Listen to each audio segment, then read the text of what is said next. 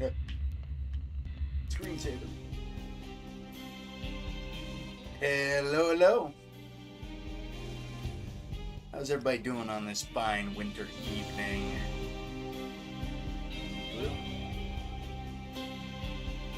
Yep. Sounds like I'm coming through fine. Audio's been spotty, and I don't know if that's me or the mic. I don't think it's the mic. If I have to finagle around with any of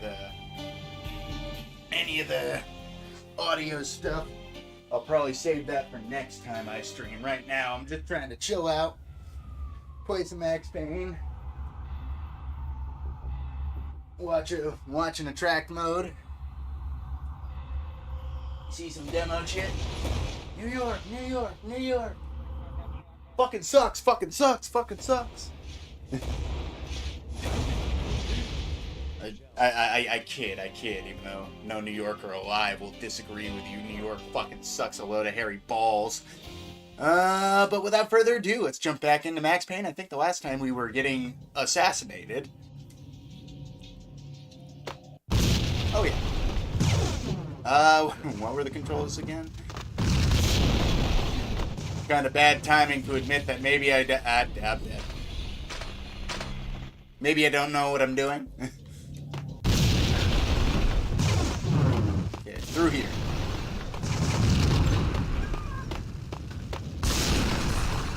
I want to say this part's short.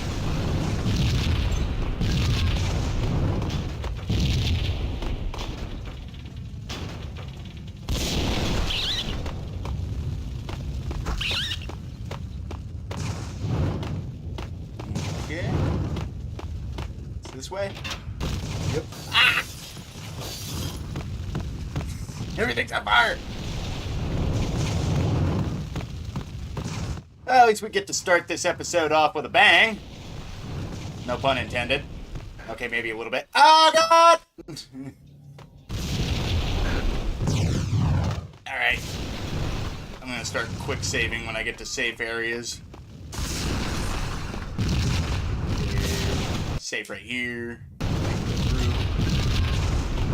Normally reasonably expect not to die in a situation such as this. Okay, stay right here, run through.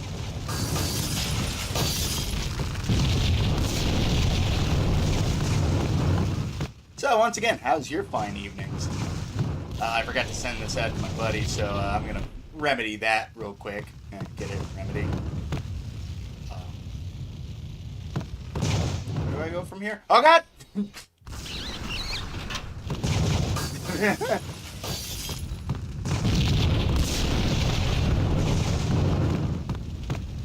How do I get lost walking in a straight line? It's a nice restaurant too. Why blow it up? Seriously. Kind of seems like a waste to me.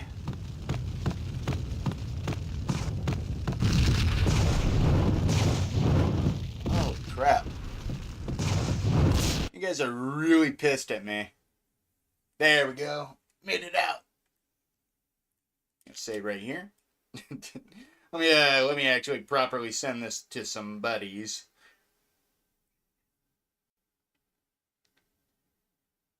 Alright. Audio's coming through fine. That's good.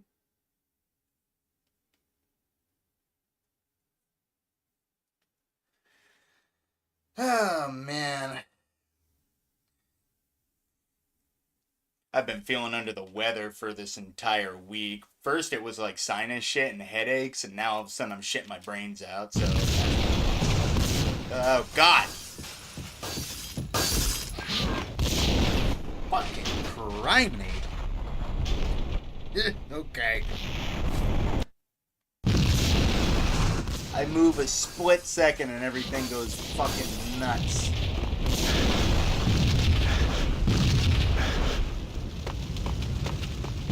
I'm sorry, Max. Are you running deeper into the fire? Woo! Ironically, that's probably a safe place to save. Haha!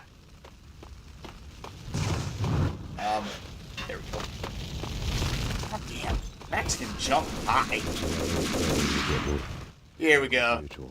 He was trying to put out my flames with gasoline. Yeah, not exactly a smart decision when dealing with you, huh, Max? Oh, man. Even right now, my stomach's kind of in knots. I'll try to hold out, though. 25... Nice. 25 boxes packed so far. Congratulations, Ray.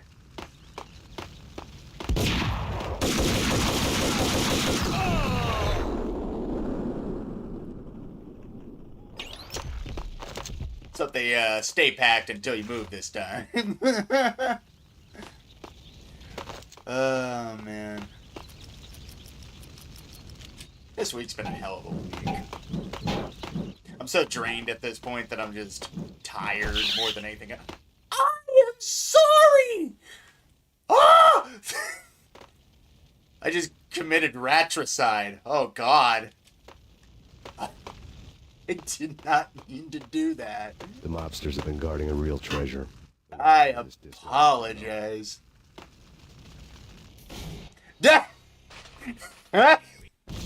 Instant karma. Ow.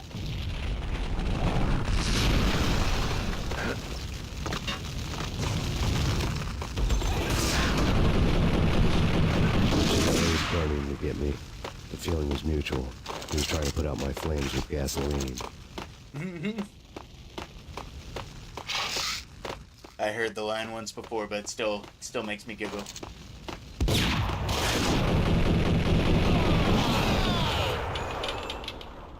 Okay, let's not smack a bunch of rats with a baseball bat this time. How about that? I'm gonna save. Mobsters have been guarding a real treasure. The way out of this disco inferno. So wait, why'd I take damage? Oh, gun guy! Woo! That's why I died.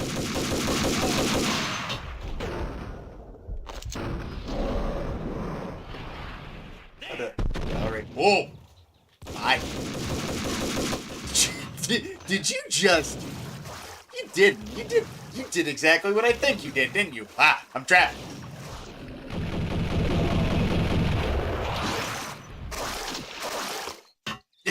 You tried to dive too.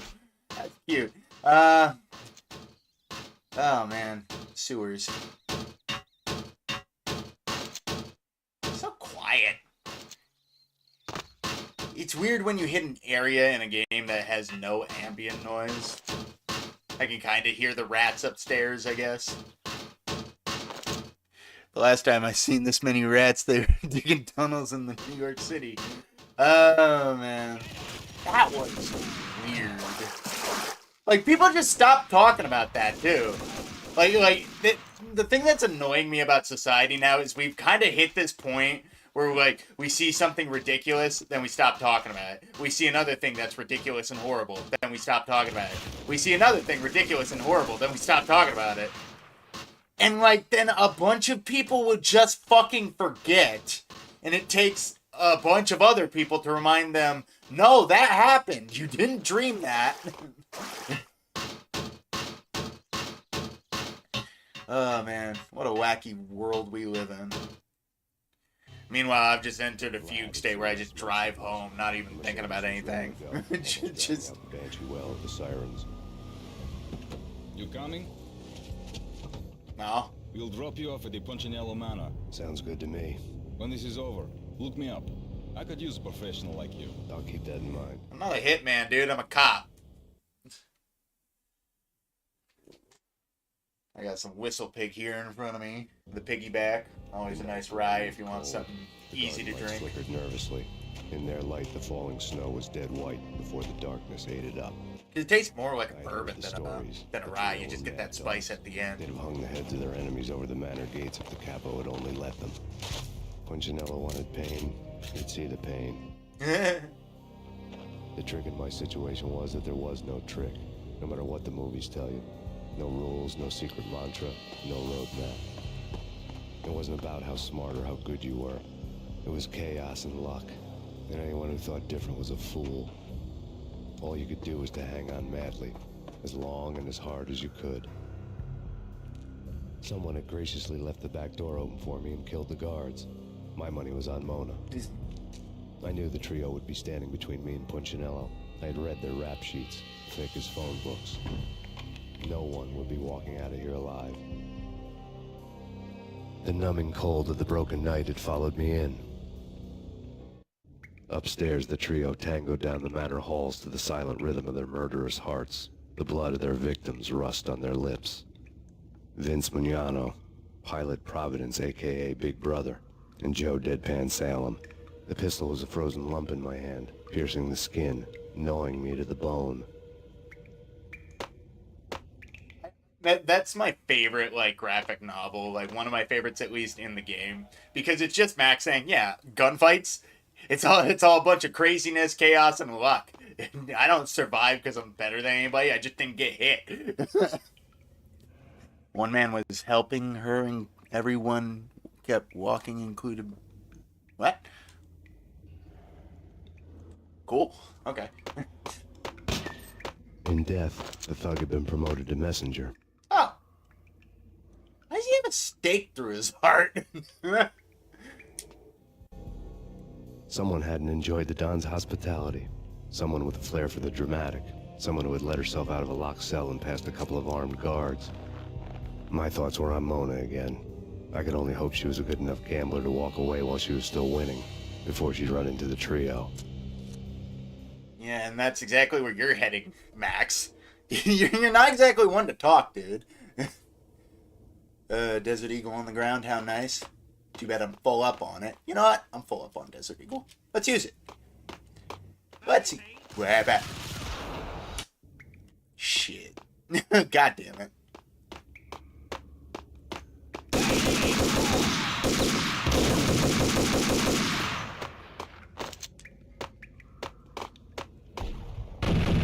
You're adorable. You are adorable. Oh, fuck. You really thought that was going to work, huh? In death, the thug had been promoted to messenger. Okay, yeah. So, yada, yada, yada. I really got the hots for Mona.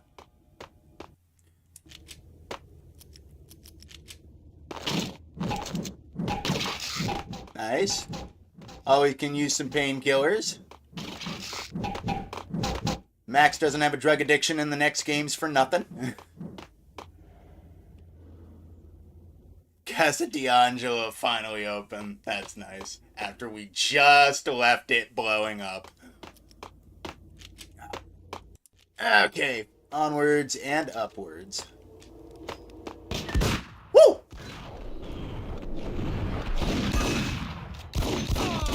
Speaking of luck, holy shit. That was a sawn-off, too. You had no reason to miss. Holy crap. Someone get the guys from upstairs!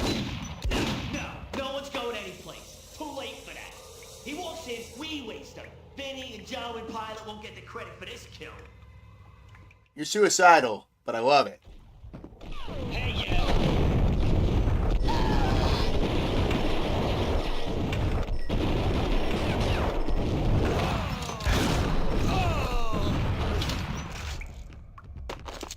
Nice try, gentlemen. Better luck next time. Thank you, thank you.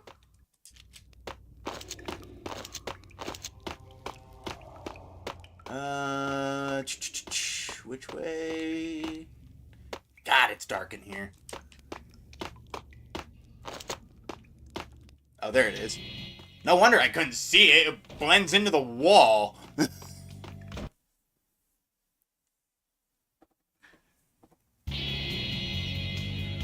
Like the guitar. Alright, let's kick ass. Peekaboo! It didn't take me long to run into the trio. Are those beer cans? Okay, they're beer cans. I thought they were pill bottles for a sec. Look, I'm definitely not raiding your pantry right now, but you really need to fucking unlock this shit. This is ridiculous. What you got, like a freaking half dehydrator, half pizza, and half fridge? What the shit is this? Thank you. What you see, Max? Oh. The word on Lisa Punchinello was that she was a bit of a witch. The tarot cards on the kitchen table fit the picture. They weren't my kind of cards, but I was willing to take. I should set up a soundboard. The first card was the Tower. Don't look up sounding. I know what sounding is. It got easy. Where you jam stuff up your pee hole for fun. Master of the house, and death was me. Even though that that sounds like as much fun as jamming stuff up your pee hole for fun, it doesn't. Oh, balls. Look at you cowards.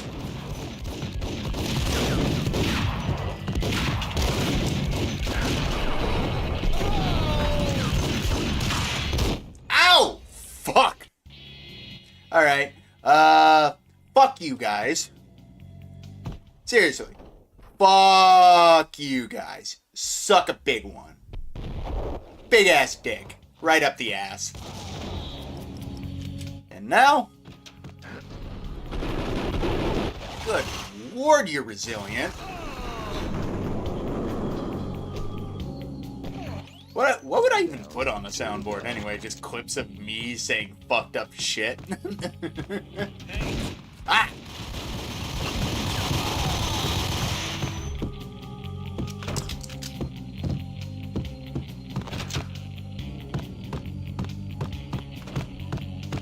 Anybody whoop? No? Anything in the other rooms, I wonder?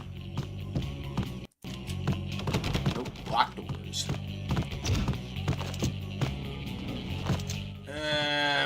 Shit tons of Desert Eagle ammo, but I'm a little disappointed that they're not giving me anything for the Colt. I have 14 bullets in an M4. This is a travesty. It's not enough ammo to go on a spree with. Ow! It's good enough for you, motherfucker. Asshole.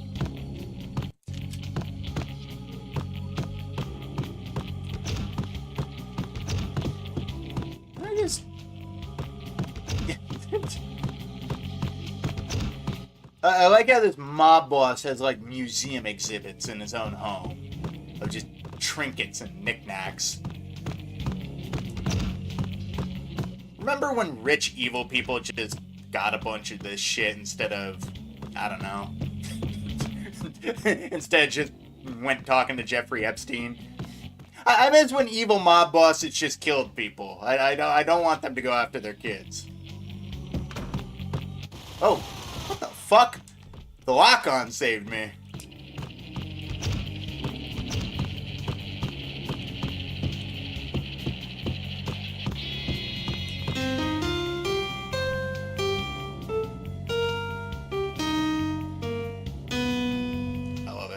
Max just sucks at playing the piano. And I love how it's a consistent joke through all three games that Max just blows at playing the piano. He likes to play the piano for some reason.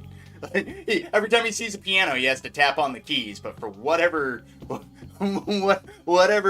sort of deal, Max never finds the time to practice, I guess. Oh shit! Nice try.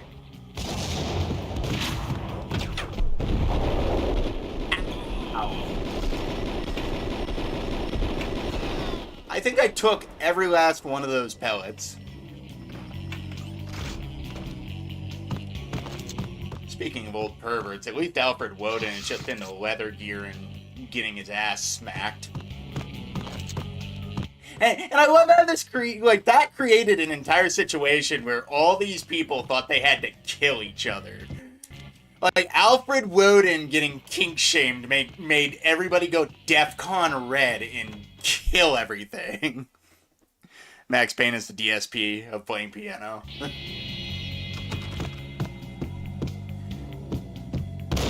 Oh, shit.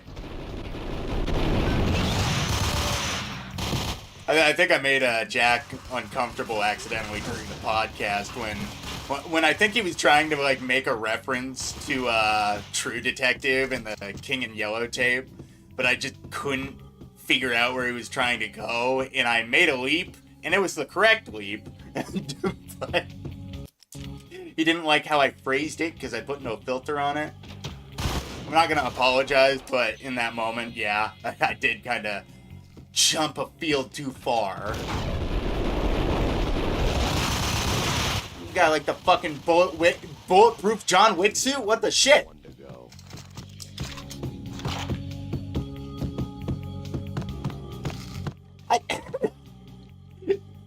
I like the shotgun in the pool cue rack. I love that. Hey, watch me set up this shot. Not with the 12 gauge, Vinny. Not with the 12 gauge. We just replaced the last fucking table. You can't keep doing this every time you come to the pool hall. Don't stop at him. This will stop anything. Take cover.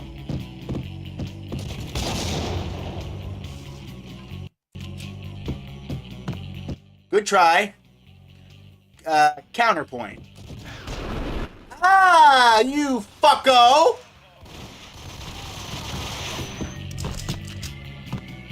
I still got you. Fuck you. Really? Open the drawer. See painkillers. Don't take painkillers. I'm kicking my drug habit.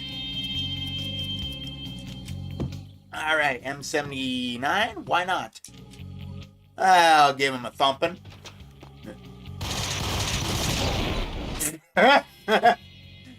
Maybe not that hard of a thumping.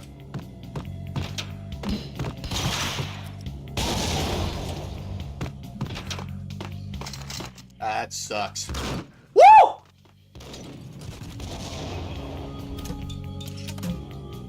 Bro, can't you see I'm in the bath?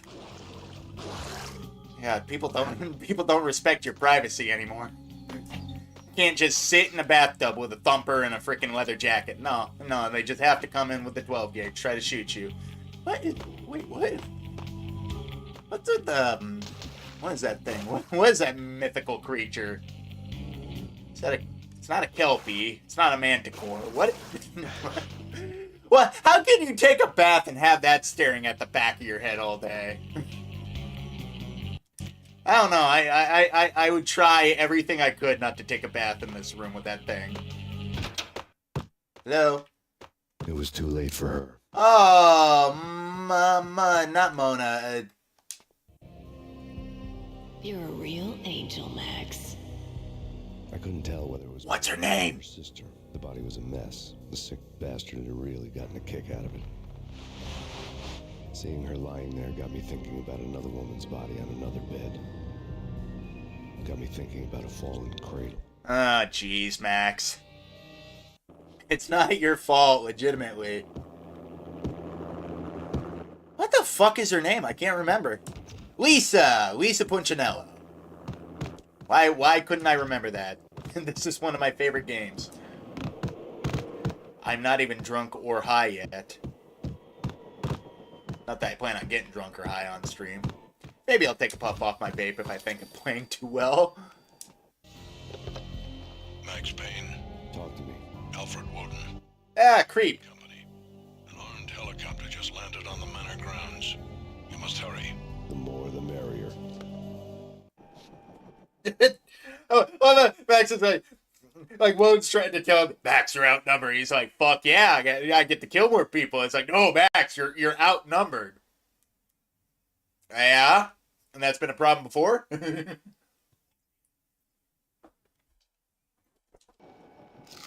Sorry, just taking a swig. Ooh. Ah!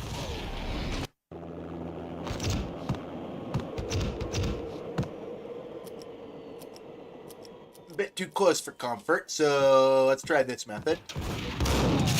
Vince Mugnano. Wow, why'd you say it like that? Hey! Hey! Why does everyone run from me? Is it because of the grenade launcher? I have a feeling it's because of the grenade launcher. I will not have I will not have thumper prejudice inside of this household that is not mine. Woo! You're still alive! Fuck. That was smart. Oh, the freaking bumper's sticking again. No.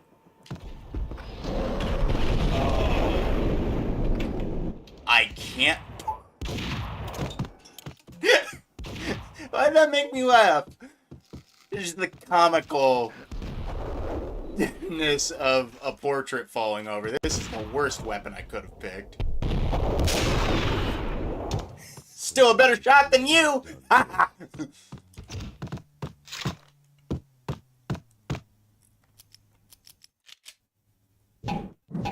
Nothing can be nice. I must destroy. Alright, since I know I'm just gonna lose this anyway. I'll probably regret that. Outside my door. Hurry. It's coming for me. You gotta hurry. Please. I can hear Punchinello on the phone begging. I love how he instantly becomes a sniveling rat the moment a guy with a gun hits his doorway. Just like, you're fucked, buddy. Bad boss, huh? The moment I stepped into the room, he folded like a deuce before a royal flush. No, wait. I was just doing what I was told. I couldn't refuse. She's someone high up. Government, maybe. I don't know. He was trying to buy more sand for his hourglass. I wasn't selling any. No, I told him not to. I shouldn't have used a thumper.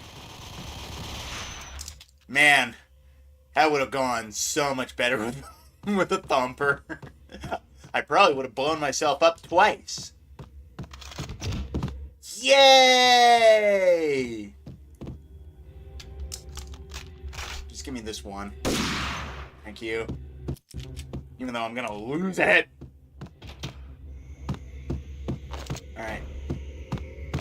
Head full of steam, hit the doorway with a purpose! Ah! Drop it. Don't move. Damn. Max Payne. Losing a cutscene. Gotta love it. I could tell when I was outgunned. It was time to take another beating. The mystery witch was a real barracuda. Trouble on dagger heels, a smoking assault rifle in her hand, and an army of killer suits behind her. Not to aid a civvy bit, but that is a Israeli's industry Uzi. That is not Sooner or later, it was going to catch up with you. not an assault rifle. It's time to show you the benefits of my brew. Be a good boy now. You'd find that Lady Luck was really a hooker. You know what? You were fresh out of cash.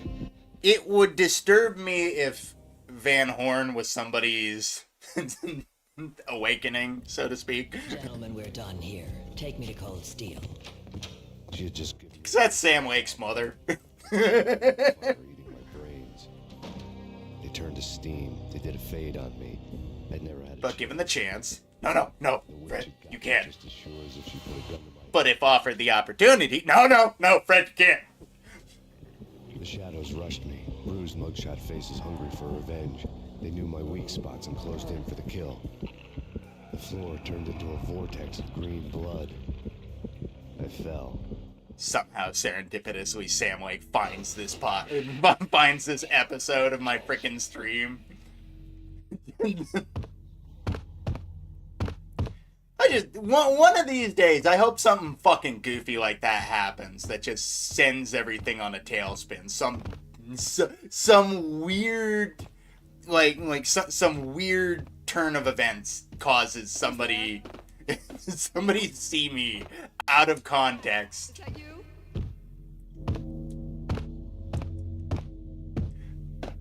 More than anything, I'd just be curious at the reaction. That is a creepy painting. Hey, Michelle, honey, you think we could update the decor? The Satan logo isn't really pulling the room together like you said. Max? Where are you, Max? God, I swear, you better be dying. Too soon? Too soon? Anybody?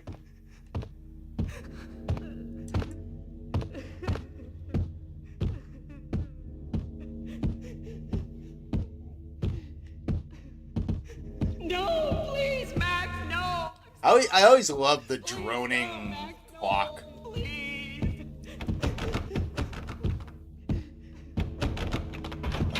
gong of an old grandfather clock. I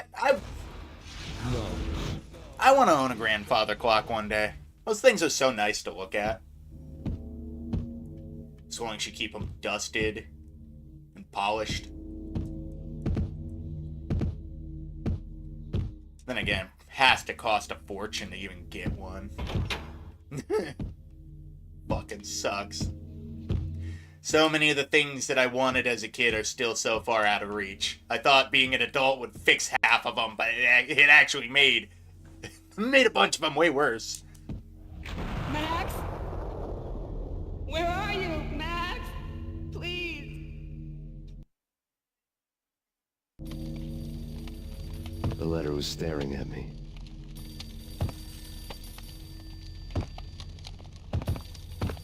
It's this part.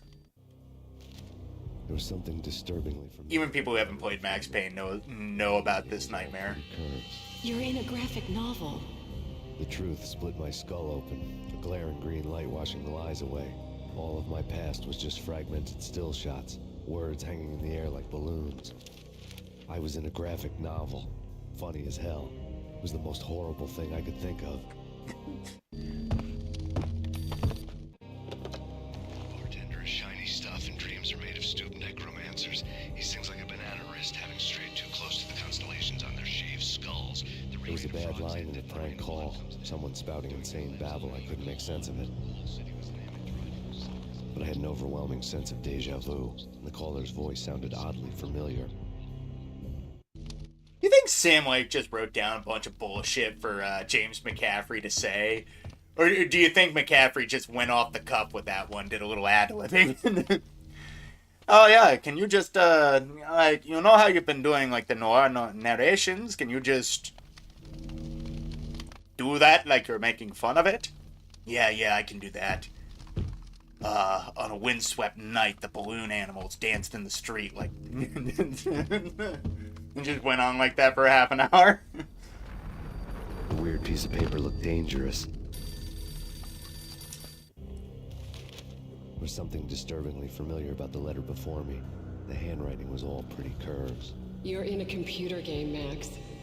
The truth was a burning green crack through my brain, weapon statistics hanging in the air, glimpsed out of the corner of my eye, endless repetition of the act of shooting, time slowing down to show off my moves, the paranoid feel of someone controlling my every step.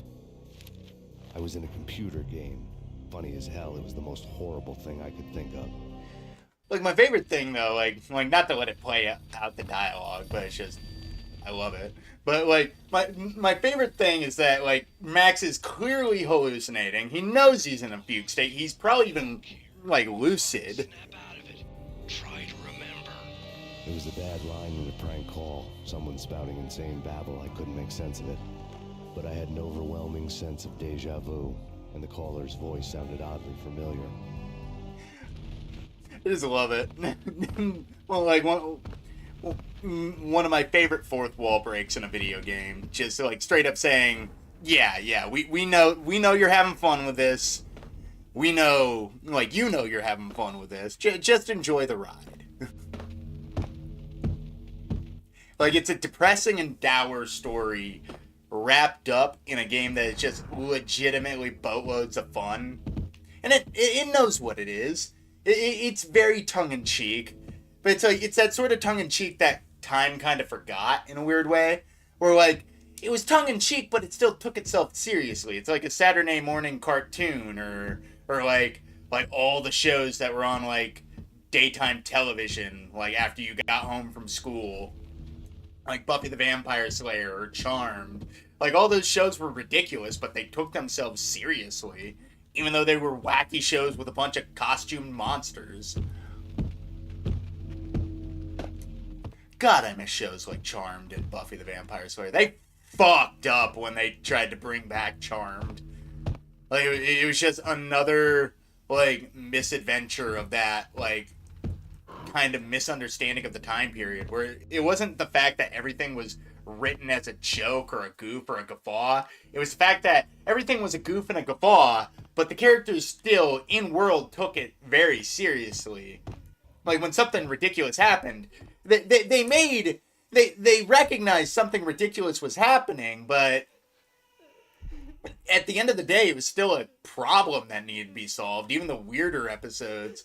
Like, I always think back to the episode of Buffy the Vampire Slayer. No, not Buffy the Vampire Slayer. It was Angel, the spin-off show from Buffy with, oh, I always forget his name, but I love whenever he's in something. Right now he's in, like, a show where he plays a Navy SEAL. But, David something. But Angel, in the show, there's an episode where, Angel gets turned into a puppet. Like, his soul gets sucked out of his body and gets implanted in a puppet because he's fighting demonic puppet people who have taken over his studio. Like, the main guy who worked on the show, who makes the puppets, like, throughout this entire ridiculous episode where you're watching Angel run around as a puppet, his buddies are making fun of you, like, making fun of him because he's a fucking puppet. He's fighting monster puppets, but then there's, like, this one really graphic scene when the stakes get high where they go to meet the guy who runs the show. But, like, the whole time, it turns out, as, like, Angel and his buddy were talking to this random guy who runs this Sesame Street TV show, there's a hand up his back through his skin, puppeteering him.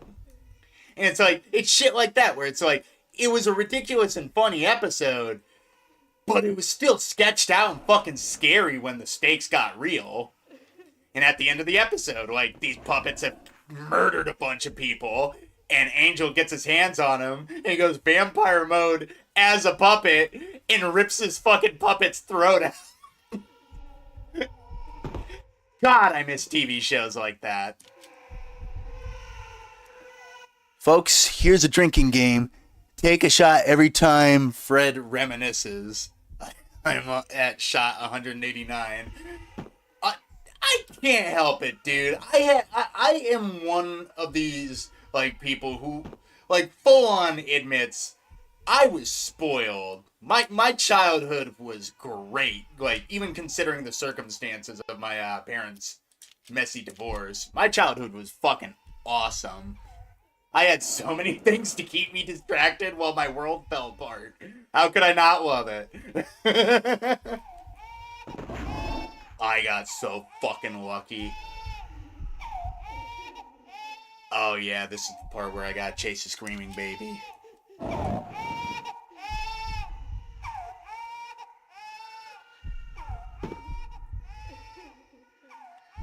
Am I?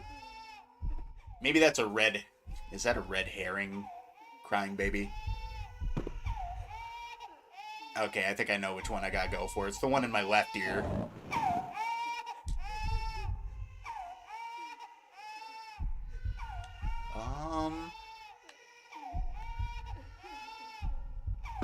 I don't know if I'm going the right... Nah, this has gotta be the wrong way. That's Screaming Baby territory, and Screaming Baby sucks.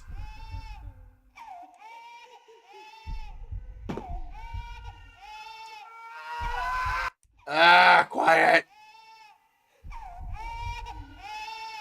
Alright, let's go forward and to the right. I'm so fucking lost, it's not even funny. Michelle's crying isn't helping. Ah! Ooh. So floaty. I have a drinking game where you... God damn it. Fuck. I have a drinking game where you can take a shot where I buy a new piece of hardware to improve something only to spend hours fixing issues that it makes. What did you do this time? What happened? Well, what are you doing to your poor computer, Ray? God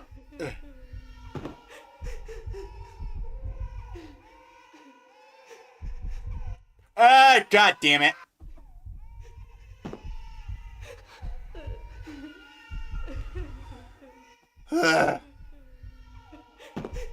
I hate this fucking part so much. This is my least favorite part in the entire game. And that's what's kind of bizarre about Max Payne, because every level after this is a greatest of all time banger, in my opinion. like raiding Van Horn's office, going through the docks. I love every level after this, even though they're miserable to get through. Can you please just walk in a straight line, Max? Something. There's something over there. Okay, finally we've hit a checkpoint, basically. I still need to chase after the screaming baby, but this is a good sign. Okay. We made it to the crib.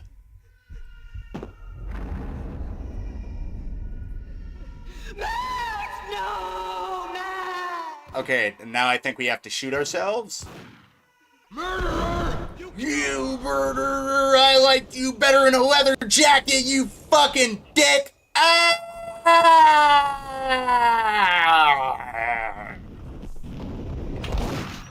SSD on my PC. Oh, God. You have, like, SSD kryptonite, dude. Max, something happened at the office today. A strange memo. Something about Vikings. Honey, I gotta run. You can tell me all about it this evening. Have a nice day, darling. The bullet holes were rubies on her chest, blood glowing on her ivory skin. She was so beautiful. The killer was smiling. The flesh of fallen angels. It's like it's that thing where you like realize like a character's thought process, and you're like, wow, that's a good character. Leaving dark stains on my soul that would never come off. I felt like flatlining. I was all shook up. I woke up in a cold sweat, sick and tired to the bone, lying in a puddle of my own puke. The hag had said take me to cold steel before it had all gone crazy. It was a clue, the only one I had. It took me forever to crawl back to my feet and hit the road, but when I did, now Max is blacked out on his steel foundry out of his gourd on super meth. There was a whole lot of action around the place for a freezing winter night. Trucks coming and going, men running. The drop on the mystery witch. She thought I was dead. I was on her blind side. That one kind of went up the nose. The bad trip had put me in a crazy mood. Adrenaline pumping through my aching veins. Staggering on the mill roof in ice and snow and wild wind. I was a ninja. My kung fu was strong. Although Max can just say ridiculous shit like that and still sound cool. Through a skylight, down to where it was all going down. And I love it. Like, the game doesn't hide it. Like, Max is a fucking dork as well as a badass. They just... number of illegal activities. The two ideas exist at the same time. And it creates no dissonance. But, to go back to my point earlier, it's one of those things where... metal boiled in bubbles like a witch's brew. It's one of those things where, like, before you even get to that part, you already understand, like, why Max is doing what he's doing. He's on a revenge quest. And essentially the whole time you're like, oh, he's just going after the people who killed his wife. When, in actuality, like, Max heavily blames himself for his wife dying. In fact, he like, obviously it kind of spelled it out in nice, pretty curves, as Max likes to say. But Max full-on believes that he himself got his wife killed. He has no delusions about it. He blames himself for not giving his wife the chance to tell him about something important when he could have done something. When in reality, even if he had known, like, what was he gonna do? Oh, I gotta report this to the higher-ups. We're gonna go lie low for a little bit, I guess. Which I guess could have saved him, but still. It's not like he would have known a squad of drug addicts were gonna break into his house and kill his wife and child. It was kind of beyond his, like, comprehension what even happened to him. That's why he snapped so bad and just said, fuck it. I'm on a suicide quest now. I might as well take down Valkyrie if I get the shot. Call Commando! Call Commando ammo. Thank you for the grenade. Grenade. Why did I say it that way? Life-threatening weather condition. A record-breaking killer storm. In the city's history. Vehicles stuck in snow. Heavy snowfall. Forecast shows does that remind me of? Snow fell like confetti over the Devil's Parade. The storm was anything but over. Oh, yeah. God, what a cool line. Snow. like confetti over the Devil's Parade. Ah, Sam. I love how Max Payne 1 is just Sam writing what cliches he knows, and then in 2 he refines it.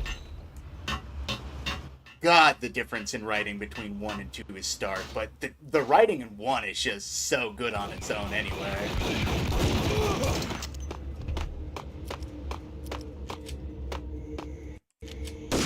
Ooh! Where? Yeah, I'm gonna take that. Anybody else? No, nobody? 2 fully loaded magazines of M4 ammo. M4 shoot 5.56, right? What doesn't? Actually, you could probably make a smaller list of what guns don't shoot 5.56 in this day and age. Oops, there we go. Console? Oops, wrong button. Nothing to see here.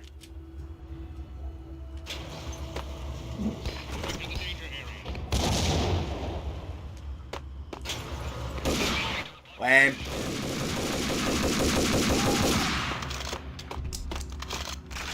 You guys are no fun. You're supposed to die there.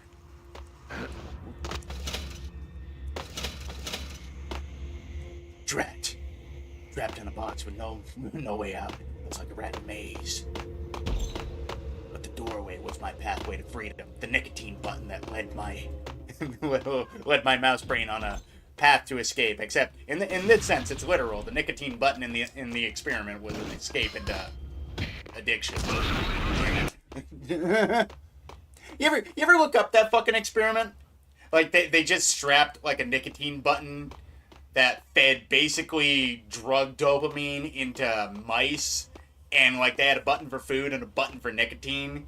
And knowing nicotine was an addictive substance already, and mice are normally, shock horror, not exposed to nicotine, the mouse hit the button for nicotine until it died. And it's like, great. What does this prove? Nicotine was addictive? Yeah, we knew that, fucko. Why'd you have to kill a mouse over it? Seriously.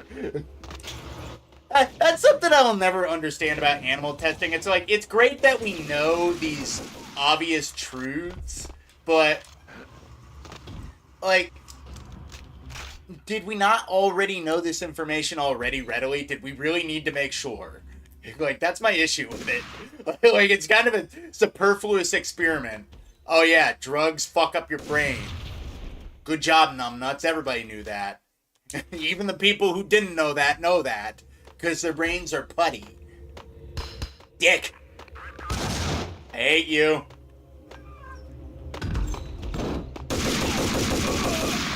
You're fucking real, man. Like, if I threw a grenade into, like, a hallway, I would not just breach that room on my own, expecting the guy to be dead. I'd grab a few buddies. Like, seriously, all he would have had to do is run to this button, hit it, and you got 2 guys on the other side right here. Just, I guess the ski mask adds a net negative to self-preservation. It's like a debuff, you see. When you put on the goon mask, when you put on the goon mask, all of a sudden, like, your life expectancy goes down because you just stopped caring about your life, I guess. Like, I don't know. God, goon, why did you have to change definition? The terminology was perfect. Goon, as in like mafioso goon, as in goon squad, as in a bunch of goons. Like fucking like now, how did goon, as in hey, what are you doing over here, turn from that into hey, what are you doing over here? Ew. Just I don't even know what that sound effect was. I must be tired out of my mind already. What a fucking week. Goddamn. Shit! Oh, you motherfucker! Oh, there was probably stuff in that room. What was I supposed... How was I supposed to know this was the right way to go? You dick! It's not like I can go back now. Because once you cross the threshold, it auto-saves. Anything in here? But seriously, how did Goon become Goon? Like, honest to God, like, when did Goon go from, hey, you're a henchman, to, hey, you're masturbating? Like, it just doesn't make a lot of sense to me. Because I don't see the correlation. Like, I swear, like, people just pick up, like, phrases and words and just decide, well, that sounds enough like a sex act. It may as well be. When it's like it doesn't, though. Like, why does goon mean jerk off now? Like, why does goon mean slick? Like, schlick, I mean. Like, when did the terminology change hands? Because it's really befuddling me. You want me to reminisce? I'll reminisce about terms. No. And when did jerk off, fap, and slick become not good enough for... good enough for, like, explaining what you were doing at that point in time? I think everybody understood. But no, goon. It's now all gooning. Gooning. Then again, I think gooning as, like, a sex term came out of, like a testicle king, fucking liver king. Like revealing his asshole to the sun. And I think he called that gooning. Because the other one was mooning, when you reveal your asshole to the moon. But then that just became, like, just nomenclature for, hey, I'm beating it. You hear gunfire. Silence. Gunfire. Silence. Run away! Run back through that doorway, because I'm sure there's 6 of your buddies on the other side waiting to die too. Like, you don't have to die alone, bro. See? Woo! These guys had a plan. You might have made it. With one extra person, I would have been dead. Look at that. You're a disappointment to your father and the end of my rifle. You're an easy target. Move around a little better. These guys knew how to.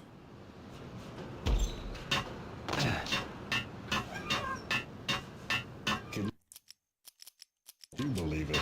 I bet they sleep with their rifles. I bet they've given them names. I guess. So, you don't have a name for your gun? Hello? Hell no. You do? Well, yeah, kind of. Hey, let's hear it. Well, I call it Dick Justice. I rest my case. How wonderfully quaint. A Dick Justice fan. Well, sorry, you had Max Payne instead.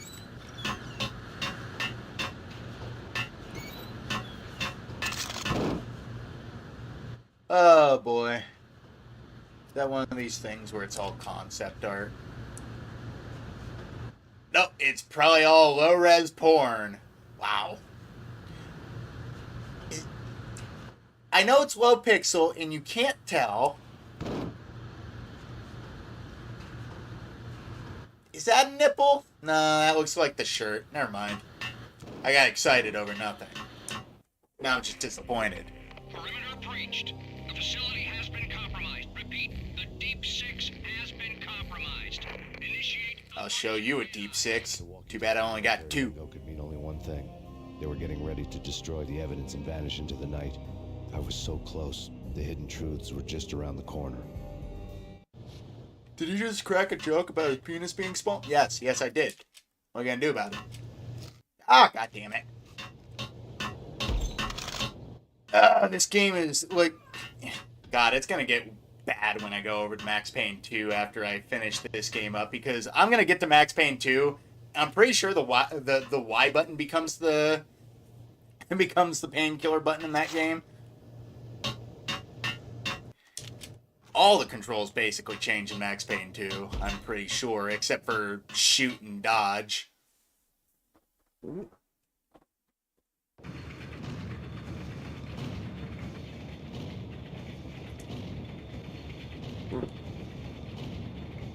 Whistle Pig would be great. Ah! Excuse me. I was about to say, Whistle Pig would be a great whiskey to cook with. Got great flavors, and it's not too sweet or cloying. Like, it's got that sort of brown sugar note that bourbons have, but like with the baking spices and the rye aftertaste afterwards, you kind of got that bready feel to it.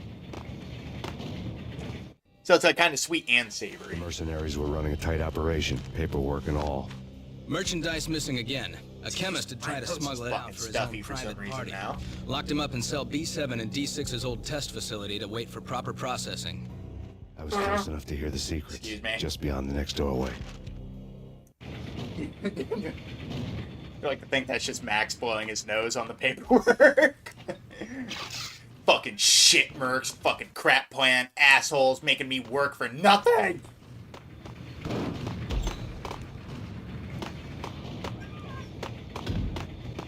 I like how red the blood is.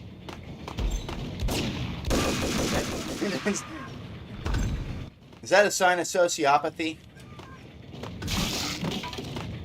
Painkillers in a big old wooden box. Okay.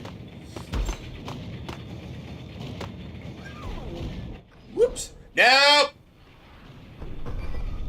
I am glad I flew backwards. Dag nabbit, they die up with the gas on fire.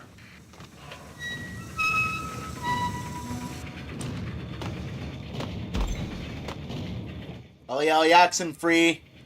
Got a couple dozen bullets for me. No, like to share, not to shoot, you dick. Oh, you bastard railing! It bugged on the butts! Well, what the hell?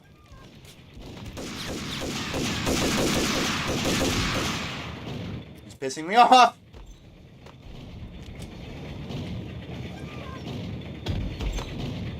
Oh, he's dead.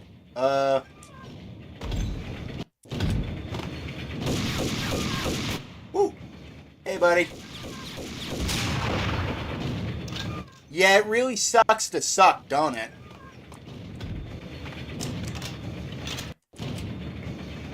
This ain't gonna shake out like a hope. Or it did. Not to play tit for tat, because I know it's an old game, and I know it's working off of Hong Kong movie logic. An explosion that large with that many sources would not only deafen Max, but the concussion in a concrete room would put his fucking lights out. If not just outright kill him.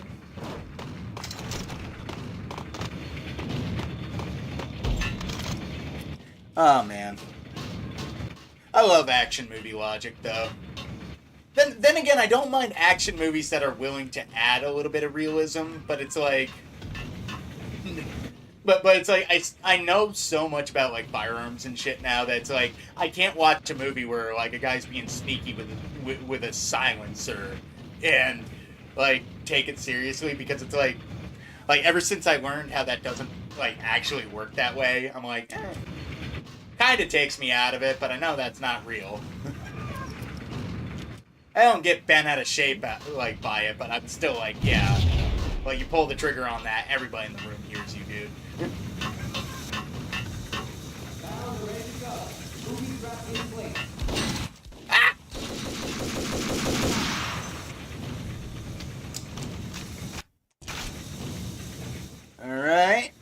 Anybody else?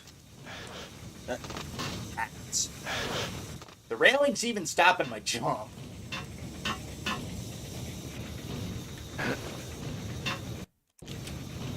You can't be serious, game.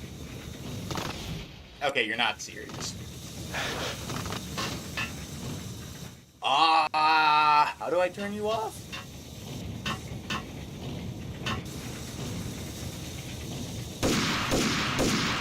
Okay, that's not explosive like I thought it was. I don't think so.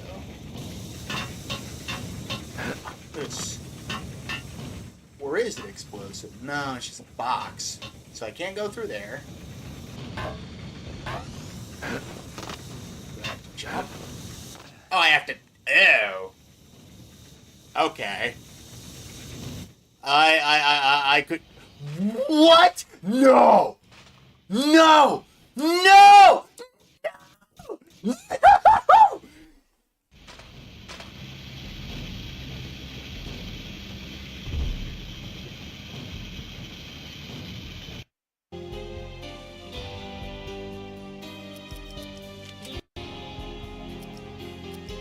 Oh, fucking thank God.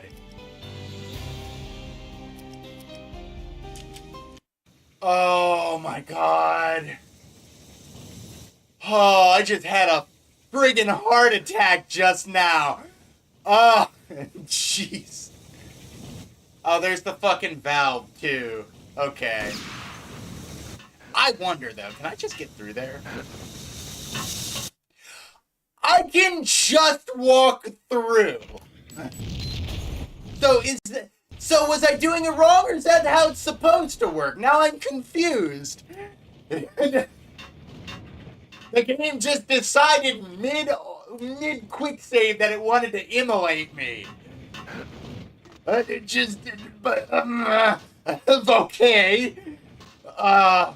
My brain, I need to stop thinking about it, otherwise it's just going to confuse me more. Who are you shooting at?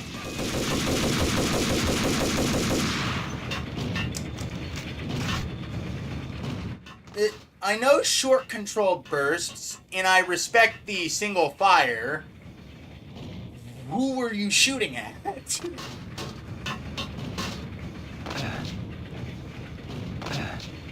just kind of funny little guy. You're shooting out into the random open air, trying to hit this big target in this big bright room, wearing a black jacket. I could have hit myself. I could have hit the broadside of a barn and then some and still hit myself in this room. What is your guys' excuse? I appreciate that you're not just lighting me up with the fully automatic rifle, but you have a fully automatic rifle. Light me up. We're playing on hard, Bubba. No. No. I will not take that damage, thank you.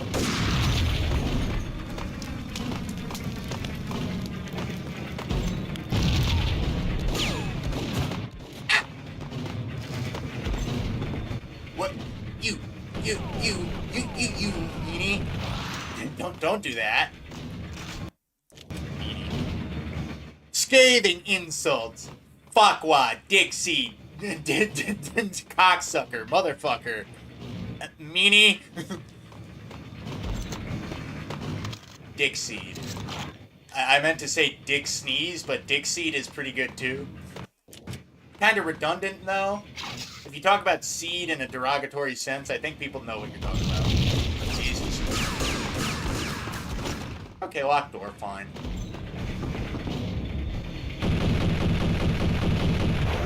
Beep, beep, beep.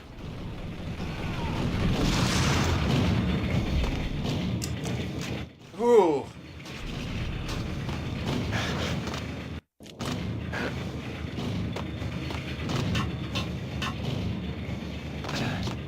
Alright, where's all the bad guys?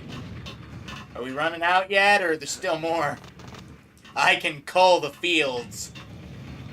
Cause you guys need new crop. Your bad guy squad really fucking sucks, guys. Come on, step it up. Oh, I see. God damn it. Like, Max will just stick to some shit, but other things he'll just slip right off.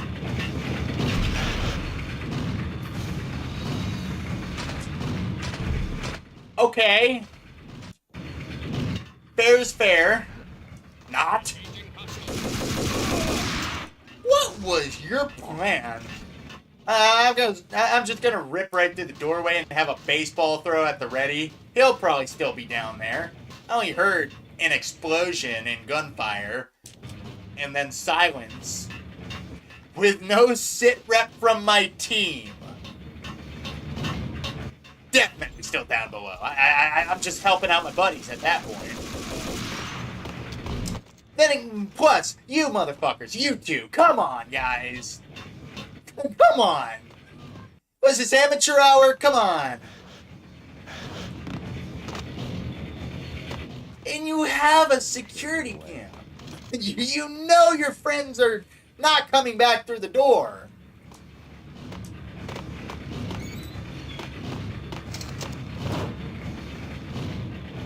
I guess I'm hitting the button, but first off, hills. Oh, this game is being nice to me. How nice. I am scared.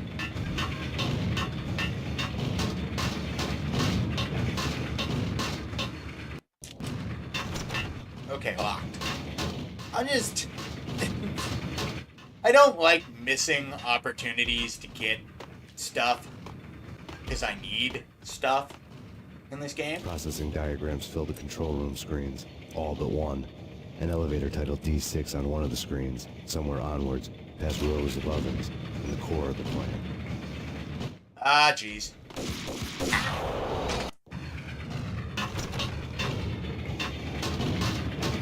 I like how I still instinctively check the door that I know is locked. Alright. No, we're not doing this. You cheated, I cheat. Suck my ass.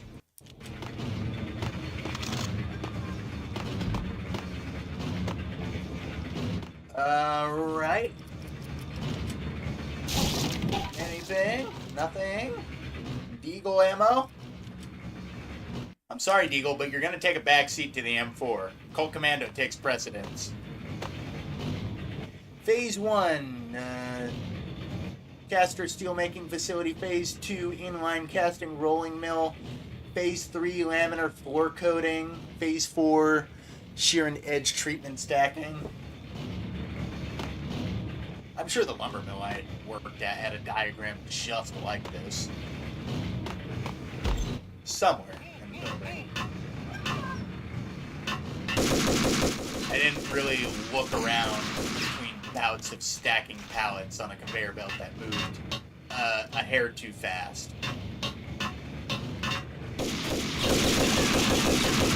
Didn't really have the opportunity to take in my surroundings. It was a big building, though. Big, roomy, sucked when the ventilation went down one day and we had to literally breathe fucking sawdust. That's probably healthy. That's the day I remember getting, I remember because I was so sleep deprived working that job. It was a bad job, not to mention my sleep schedule was so fucked I was passing out on my feet in the area where you stack pallets. It was bad. And I do believe that was like the one day where I passed out on my feet, because I did that a lot there, because it was essentially narcoleptic, because I was so fucking worn out by that job. Like, I lost so much weight working that job. I was like I wouldn't even doubt if like at one point I was down to like 170. Like maybe even 160, 60 something. Because I wasn't eating well, I was sleep deprived. I like basically passed out on my feet and fallen forward one day and caught myself on the rough boards and pallets.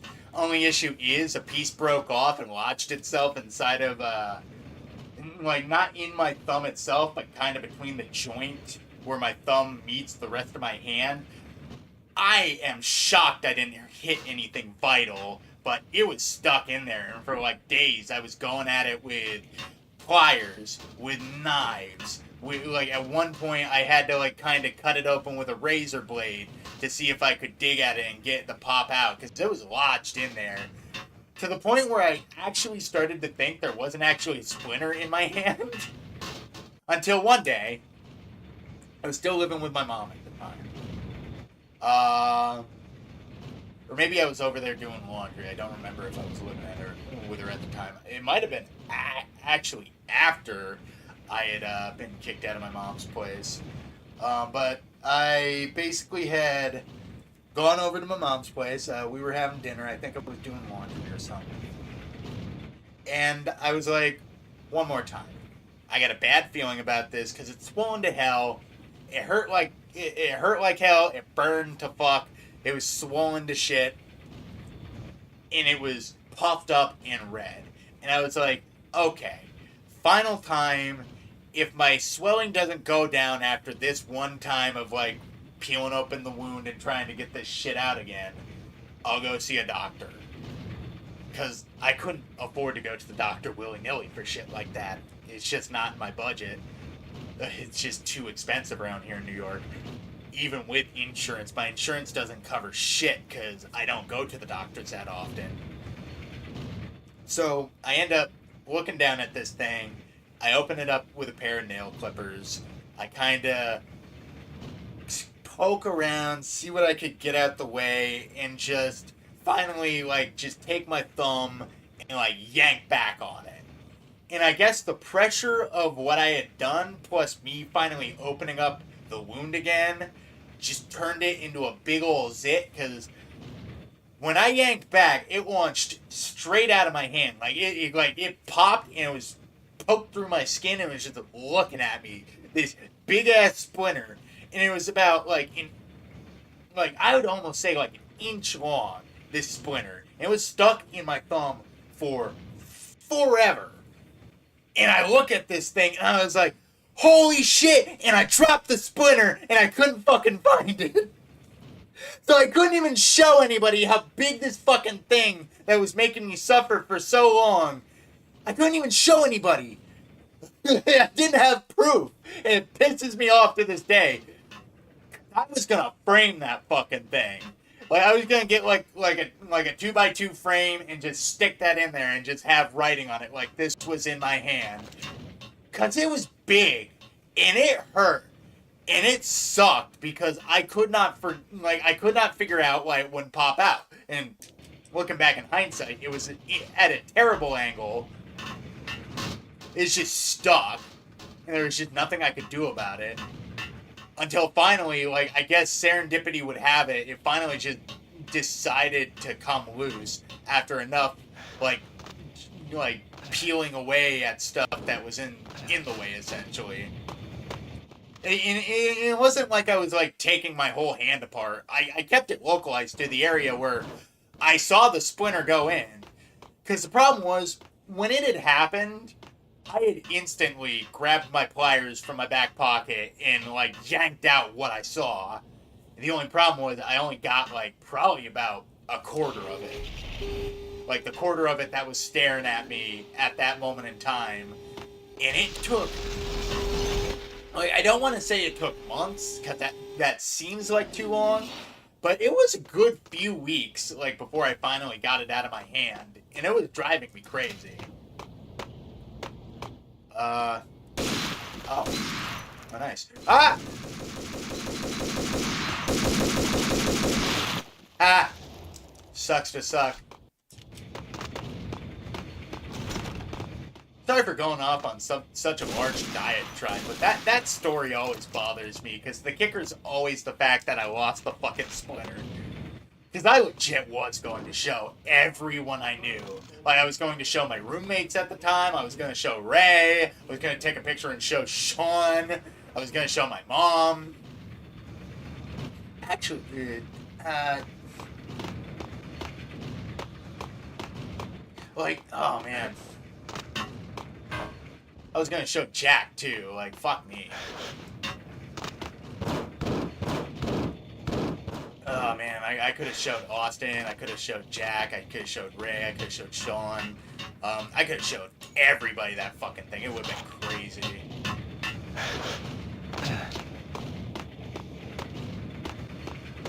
But it's like it always upsets me because I always think back and it's like it's the moment I always regret. Like the one good thing I had out of that place was a story, and I don't even have proof of it. Like that's always what kind of like what I find humorous more than anything. Shit. Focusing too much on telling my yarn, even though I legit probably wasted 10 minutes telling the story already. Can you just... Thank you, Max.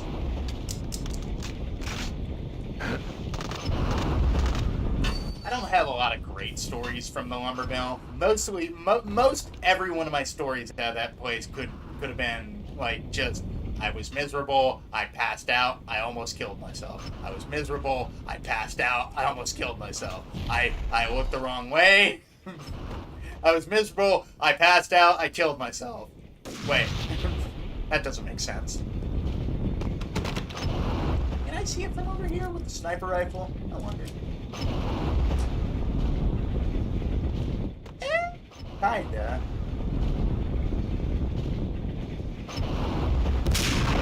Ah. That's the fucking artificial sway. There we go. Now I can say it. But yeah, my only really good story of like me going through hell trying to get a splinter out of my hand, and I lost the one piece of proof that would have told. Like it's not like the story is untrue or anything. It's just I had proof literally in my hand from my hand, and I lost it. It's just I still think back to it. It always kind of is a bummer. Because I went through so much suffering just to lose it.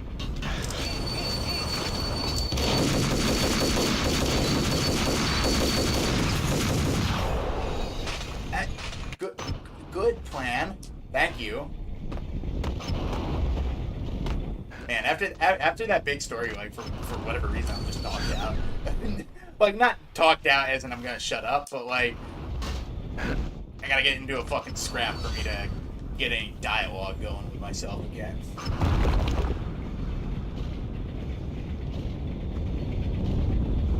Alright, come on, open up. This is the worst kind of carnival ride.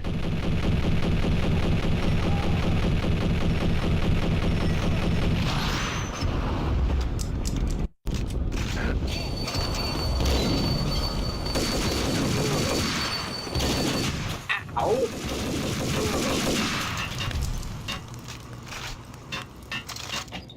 Yeah, that fucking hurt my feelings. Thanks. Man, it feels nice to be almost back at full health. It's gonna stay there that long. Man. Wish I could think of other stories from the lumber mill.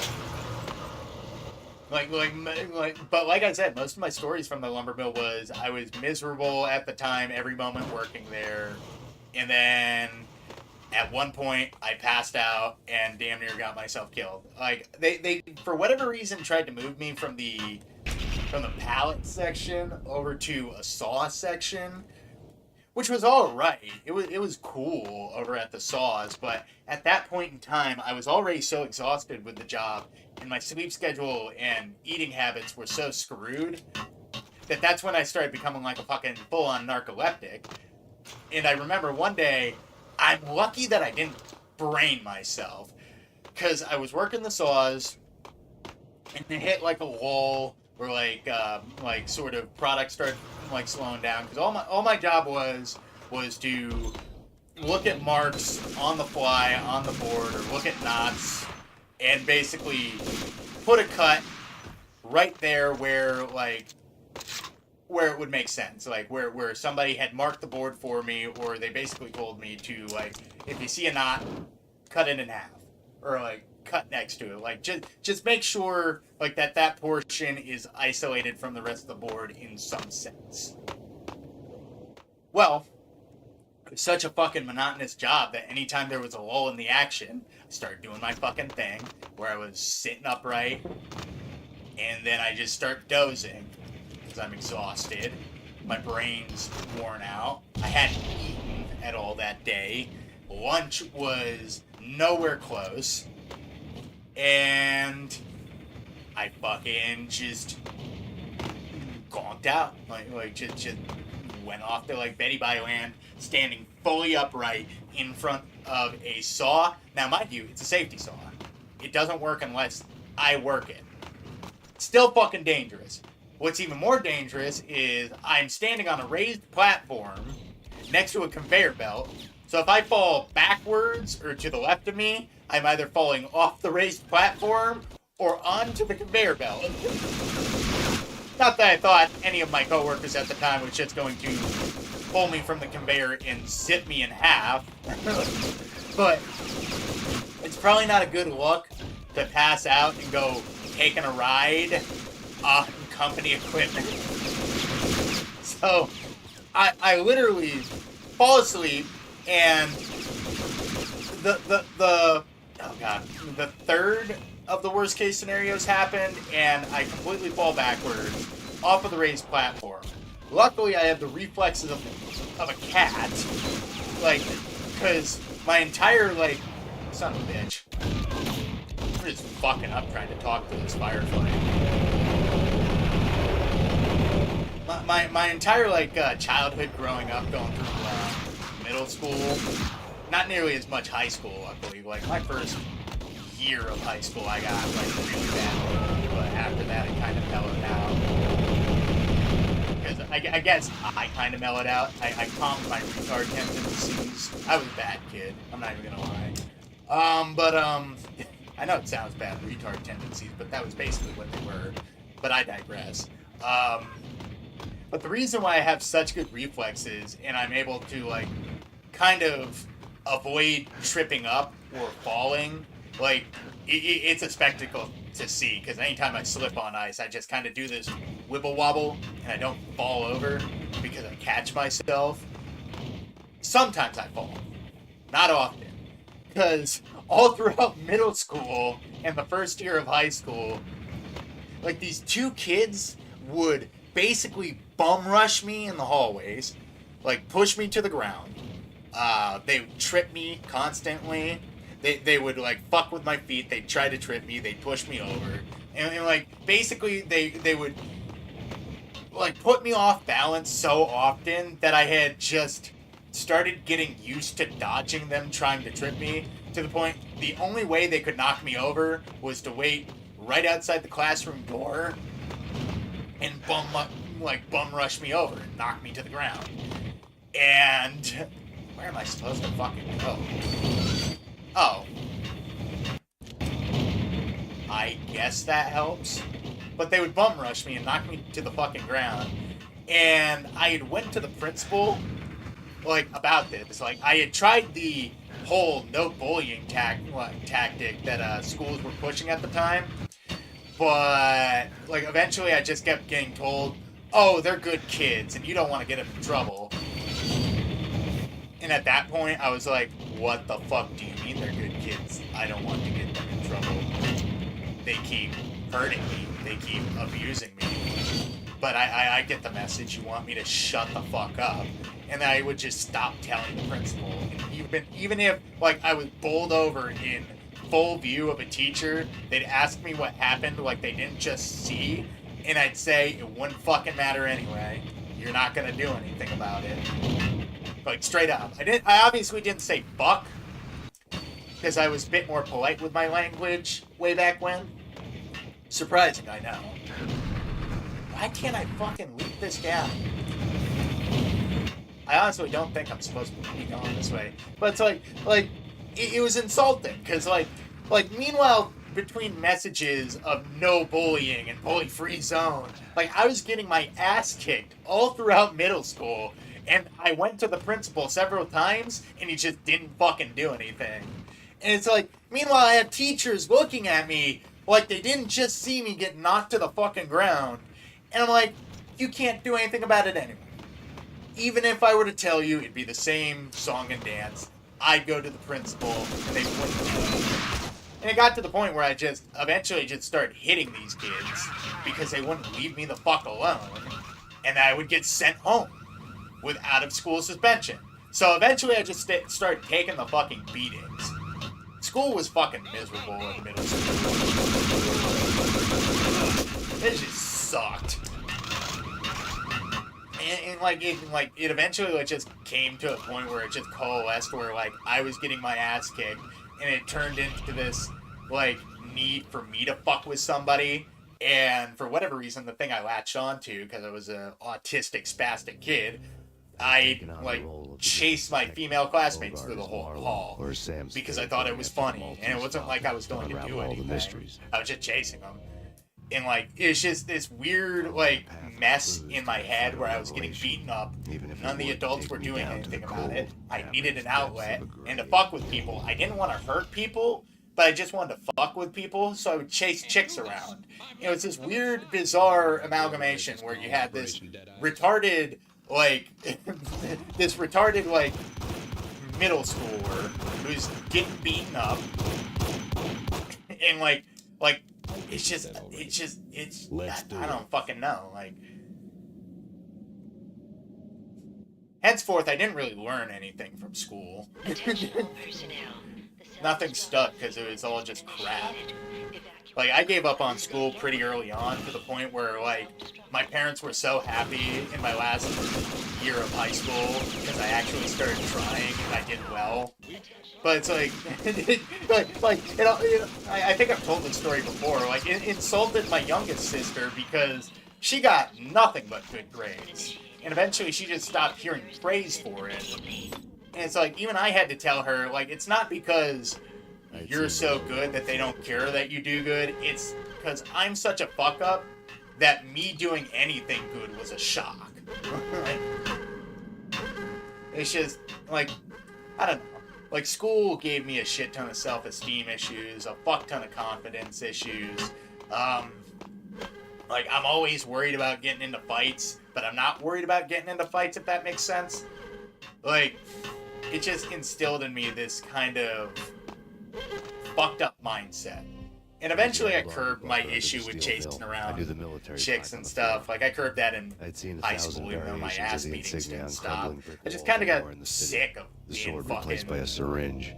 in a miserable mood, and like just chasing people to make me feel better. In fact, it probably just made shit worse. It probably made people want to kick my ass even more. So eventually that stopped. And like the rest of my high school, I just quiet and miserable. Personnel.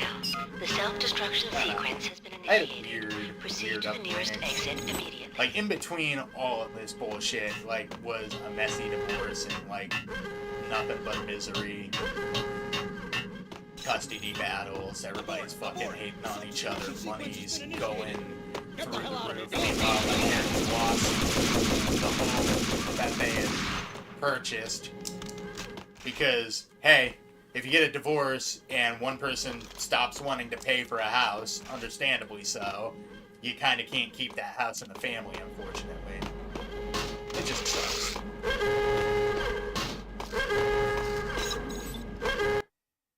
Ah, man. I was a little weirdo looking back in hindsight growing up. Because it's like, I was just a fucking bizarre kid. And then by the time high school came around, like, everything kind of clicked into place. And I wouldn't necessarily call myself normal, but I figured myself out. And I realized what I wanted out of life pretty early on. And I kind of accepted that I wasn't going to get it being this weirdo, like, chasing girls around. I wasn't going to get it being this kid who got his ass kicked by people all the time. So I just started avoiding people wholesale. it just became this thing where it's like, I want a peaceful, quiet life, and I don't want to bother anybody. I don't want to hurt anybody. I just want to just live peacefully, if anything. And my goal has always been that. I want to live a life where I can just live it. Like, where I can just accept, yeah, this is a good life. And I haven't exactly reached that, but yeah, it could be worse. My goal is to eventually own a home, like an actual house that's not falling apart. I doubt I'll ever get there. Proceed to the nearest exit immediately. Hopefully I can find somebody who would bother to deal with me, like, who would care enough to love a sorry fucking soul like myself, but then again, I gotta put myself out there first to get that. Which is troublesome, because I have some hang-ups about that, too. The first time I confessed feelings for anybody, I was, like, maybe 10 years old. I was telling my mom how I had a crush on the next-door neighbor, and next-door neighbor was friends with my eldest sister, and the only problem was when I explained all these feelings to my mother, my eldest sister and the next-door neighbor were in the room next to me, and heard me, like, pouring out my soul.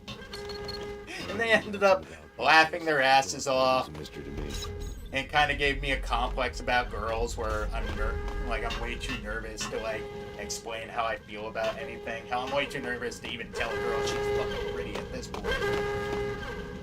Because it's hard going from, like, a young age where you were ridiculed for shit that you didn't even understand yet. And it just kind of forms this kind of bad memory in your brain that you have to force yourself, like, you have to kind of force yourself past if you want to grow. But then the issue is if the mindset isn't exactly unfounded, like, if the mindset makes sense, that almost makes it even harder, because it's like, who wants to run the risk of, like, rejection, honestly? Using the workstation when he died. The half-life of the lab rat had ended online. His password blinking on the screen. 665. The neighbor of the beast. Decontamination in progress. Love how that's a run for old Max Payne games. I don't mean to pour out my, like, childhood trauma on here. Like, I guess that's what people do in their free time on streams now.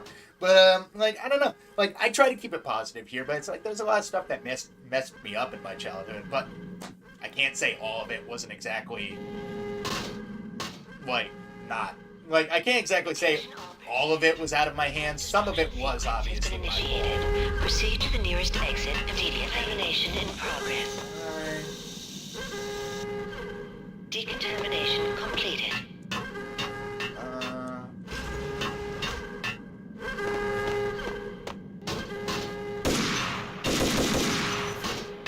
Okay, that's not it.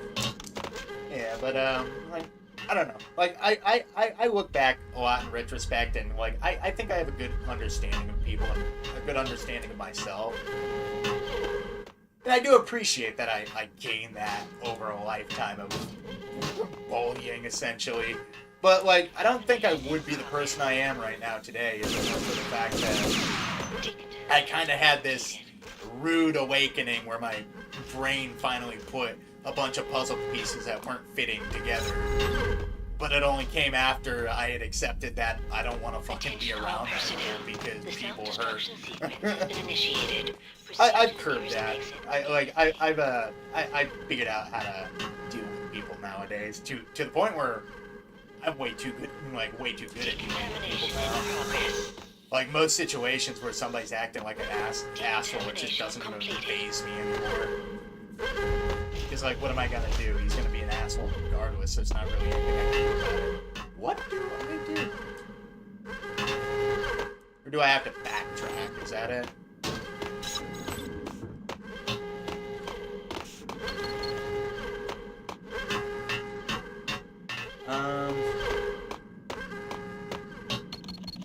Oh, here we go. So I did have to backtrack.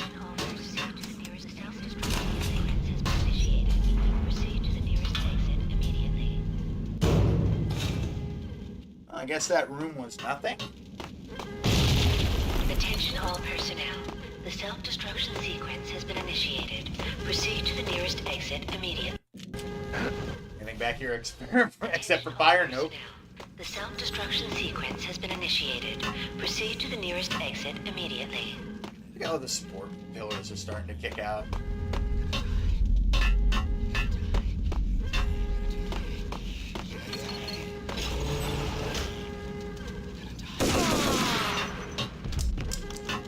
Yeah, no. Valkyrie junkies still need to go. I don't trust them. Just snap at a moment's notice and murder your wife and child. Like, how are you supposed to trust something like that? It's weird to go from deep sort of self-reflection and waffling to... Hey, in here! Hey, get me out of here! I'm innocent! There, let me out! Which is back to this, playing a video game. Sequence has been initiated. I need Proceed you to to the get me nearest through the exit decontamination immediately. chamber airlock. You're crazy! No way! The place is blowing up, for Christ's sakes! Either that or back to the cell. Your choice. Okay, I'll do it. I'll do it. I love how Max has no chill anymore. What's the holdup? Can't you see the place is gonna blow up? I don't care. Like, you think I'm down here with a firm grasp on my life? Max could have used some self-actualization. Max could have used a wake-up call at this point. Are you mad? Move it! I don't want to die here! Did you just...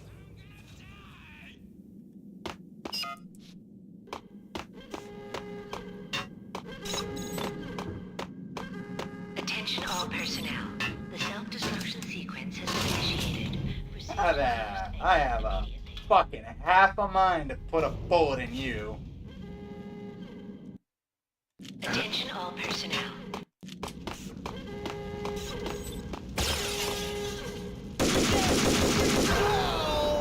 The stress was getting to me.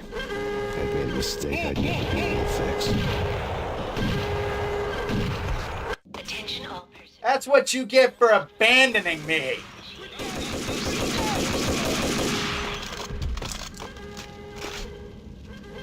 You were saying?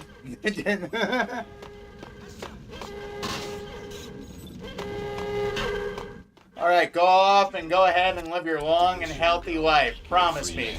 Promise me you'll survive. You'll live. You'll see tomorrow. Oh dear.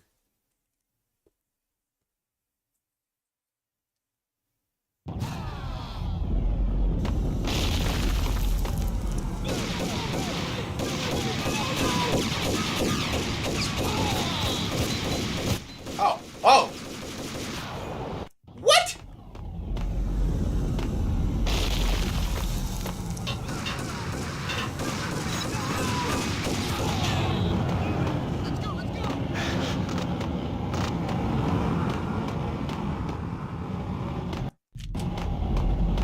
Where are all you fuckers?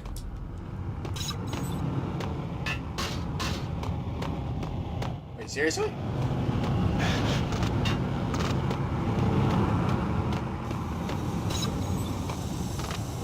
Oh, they just left? Lame.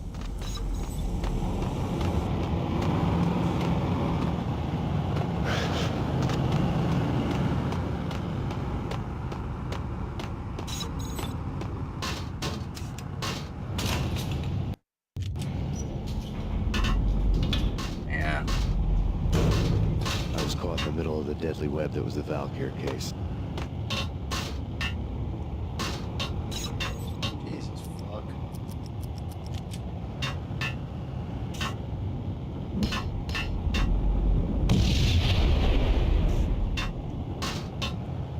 Like, imagine, like, you already, like, killed every last scientist in the room, but, like, you're so worried about this dude coming down. Oh my god, like, I know it's not technically overkill, because Max gets through all this, because the player is Max, but Jesus. Top secret. Project Valhalla. U.S. Army. Yggdrasil Network. Valhalla, the otherworldly place in Norse mythology where the bravest heroes spent their life feasting and fighting forever, their wounds miraculously healed night after night. Valkyr, the maidens who chose the most courageous Viking warriors and carried them to Valhalla. Like, I love how it, like, just implies that Valkyr's able to cause, like, to enhance the stamina like of infantry troops. like, sort of abnormal healing factors and regeneration. Project cancelled. Someone had decided to continue the sick experiment unauthorized. Project compromised. Data leak. Fix the damage by any means necessary. Security clearance red. Authorized by the project lead. Field test. Double the dosage for all remaining test very subjects. weird kid. Observe and record the subject's behavior. I remember for the longest time I was scared to death of riding bikes. That was another thing I just kind of forced myself to get over. Just when you thought you had reached the deepest depths of horror, it suddenly got worse. You kind of got to do that with trauma. How to turn off that small Sometimes voice inside your too head late, that though. started to whisper that you should be glad that now, if not before, your revenge was justifiable on any conceivable moral scale. That small voice proved, beyond any doubt, that I was damned. Like I love that. Like I love that. There was nothing more for me here. Like I love the implications in retrospect. Like the implication that like Max is not just on some revenge quest, but he's on this revenge quest because he straight up feels like he himself murdered his wife with his like sort of complacency, I guess. But then again, like now it's just revealed that Max this whole entire time, he was under no delusions. He was just going on a killing spree. But then when he found that dossier, he's like, oh, now I'm morally justified. It was like, hey, like you weren't before. You were killing nothing but drug dealers, murderers, and mobsters. But like, seriously, like figuring out what's a big old fed up is what put you over the edge and believing now this is a crusade. But back to what I was saying, like I was a weird kid. Like besides the whole chasing girls thing throughout middle school, like I was so deathly afraid of like riding a bike at one point because I learned how to ride a bike. I was confident in my skills with riding a bike.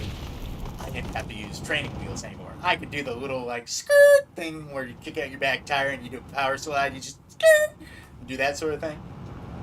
Well, I was riding around the parking lot of my elementary school at the time, and physics kind of taught me a rough lesson as to what happens if you don't pivot your weight properly.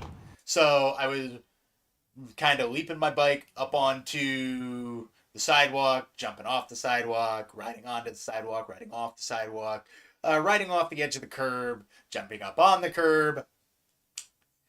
But at one point, I had learned a horrible lesson in physics where if you leap your front tire up onto the curb, but your back tire catches, your momentum still carries forward, and that sent me over the handlebars and straight chin first, completely avoiding the helmet, which was, at the time, baffling to my young child brain because I was told you can't possibly hurt yourself riding a bike if you were wearing a helmet.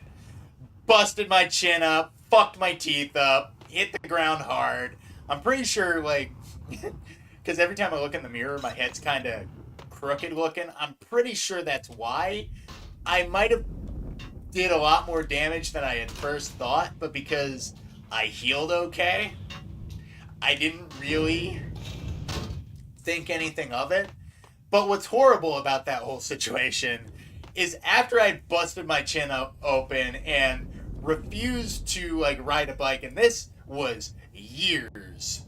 It took me years to even want to ride a bike ever again.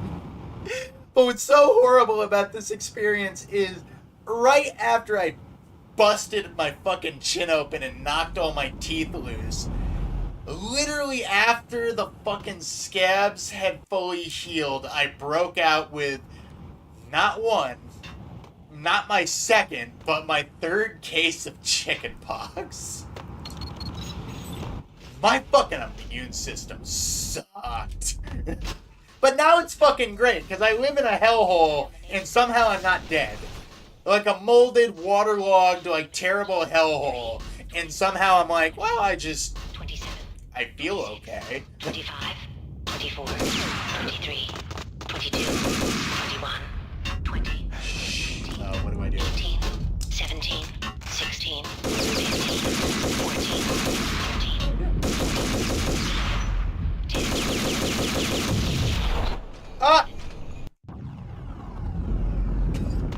to save beforehand, but what's back here? Oh, nothing. Oh, this is just where that dude died.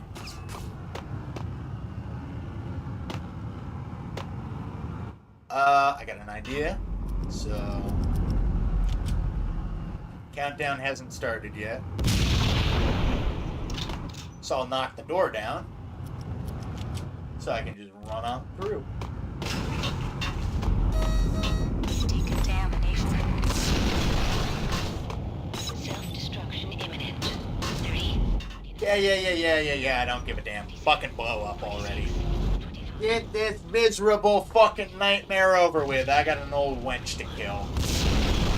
19, 18, 17, 16. But yeah. 14. But yeah, after I busted my chin open crashing my bike, the chicken pox scarred me so badly. I don't think physically, because my skin healed up just fine, but it kind of scarred my mindset so badly that it's like Piece together a jigsaw in the final picture. like I think as a kid I even thought at the time that maybe possibly me fucking myself up so bad caused my chicken pox. The Project Valhalla test subjects had been the mad junkies who had murdered my loved ones.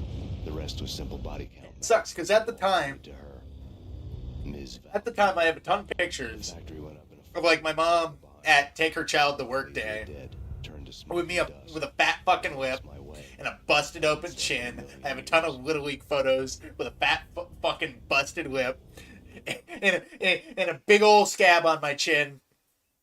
But what sucks is like as I began to heal and everything like started being fine again, I guess you could say. Like as soon as like the scabs like fell off and healed up, I was on a permanent grade there's like shift. one Little League photo where I'm perfectly fine, New York City became something. and then the next Little League photo you see me like I'm all like Things happened in the night. I'm obviously better and healed from the chicken pox, but you see all these polka dots all over my skin from like where it had healed, and it's like, it's just so I have this period of time where you see me all fucked up from crashing my bike, and then instantly afterwards I'm spotted like a leopard, a big pink leopard, like in my Little League photos. The more I thought about it, Oh man. the more it felt like an inside job. I appreciate that I had a rough childhood, because I think that kind of made me into a more reasonable person. Because it made me like bulletproof in my ideals and my principles, and they don't shake for anything. I don't like the idea of being dishonest. I don't like fucking people over, especially for money. What the hell does BB stand for anyway? I want to live a life where I don't hurt people, and that means everybody. That means kids, that means men, that means women, that means old people, that means young people, that means everybody in between. I want to live a life where I don't fucking hurt people, but if put in a situation where I needed to defend myself or protect somebody, I'm not going to hesitate. Giveaway. Hard to And it's like, such a fucked up childhood just made it so... Yeah, I've been through a lot of pain. What the fuck is the point of carrying that pain to other people? That's almost unfortunate, because like a lot of people fail to learn that lesson. They live such fucked up childhoods and like beget so much more violence. It's almost kind of bizarre. Like I don't understand the thought process. Whereas it's like with me, I'm like, why? Why hurt people? Why bring more pain? The world doesn't fucking need it, dude. It's like, it's a fortunate but unfortunate side effect of my upbringing. Because for as much as my parents fucking hated each other, goddamn they raised us okay. And again, like, we all have some of our parents' worst traits. Like, I got both of my parents' stubbornness, both of their tempers, like, mind you, when I say both, I mean both to the degrees of my mom and dad both had a really bad fiery temper, but they had it in different ways. My mom was kind of like simmering to boiling point like pretty quick, but my dad, he was just he would just like bottle things up and then he'd just fucking blow up at you. Like that's how his temper worked. They never hit us or anything. Never, like, abused us. But it's like, it was mostly relegated to them just fucking with each other. Which, understand what that has to do to, like, a kid's thought process, where you just see, like, you see your mom and dad, and they love each other, and, like, you don't really notice the signs of things falling apart until all of a sudden one day your mom's sleeping in a different room from your dad. That's fucking weird. They're not really talking with each other much, they're not really putting their feelings forward, and when they do, it's always anger. It's always some grievance. It's always nothing nice. There's never a middle ground. And so, like, I guess that's another reason why I don't want to, like, form, like, any sort of, like, emotionally vulnerable relationships, because it's like, part of the reasoning is I genuinely have a complex about approaching people. But the other reason is I'm not in a great headspace. I'll admit that. Like, I'm not the best person I possibly could be. And I'm just worried if I bring the person I am right now to some other person, like, without being completely understanding of the person I am right now. Which I do have a grasp on it, but, like, I don't think I have a true understanding of myself, if that makes any sense. But I just don't want to run the risk of bringing the person that my mom fell out of love with to a person who's just going to fall out of love with me, if that makes any sense. It's an apprehension built upon genuine fear of not wanting to fuck up the same way my parents did. And like, I understand it's a depressing mindset, but what am I gonna do about it? Like, it's not much I really can do about it. But I understand that it's not a totally bad mindset, but it is kind of destructive in a way. Definitely self-deprecating. Severely self-deprecating. God fucking damn you.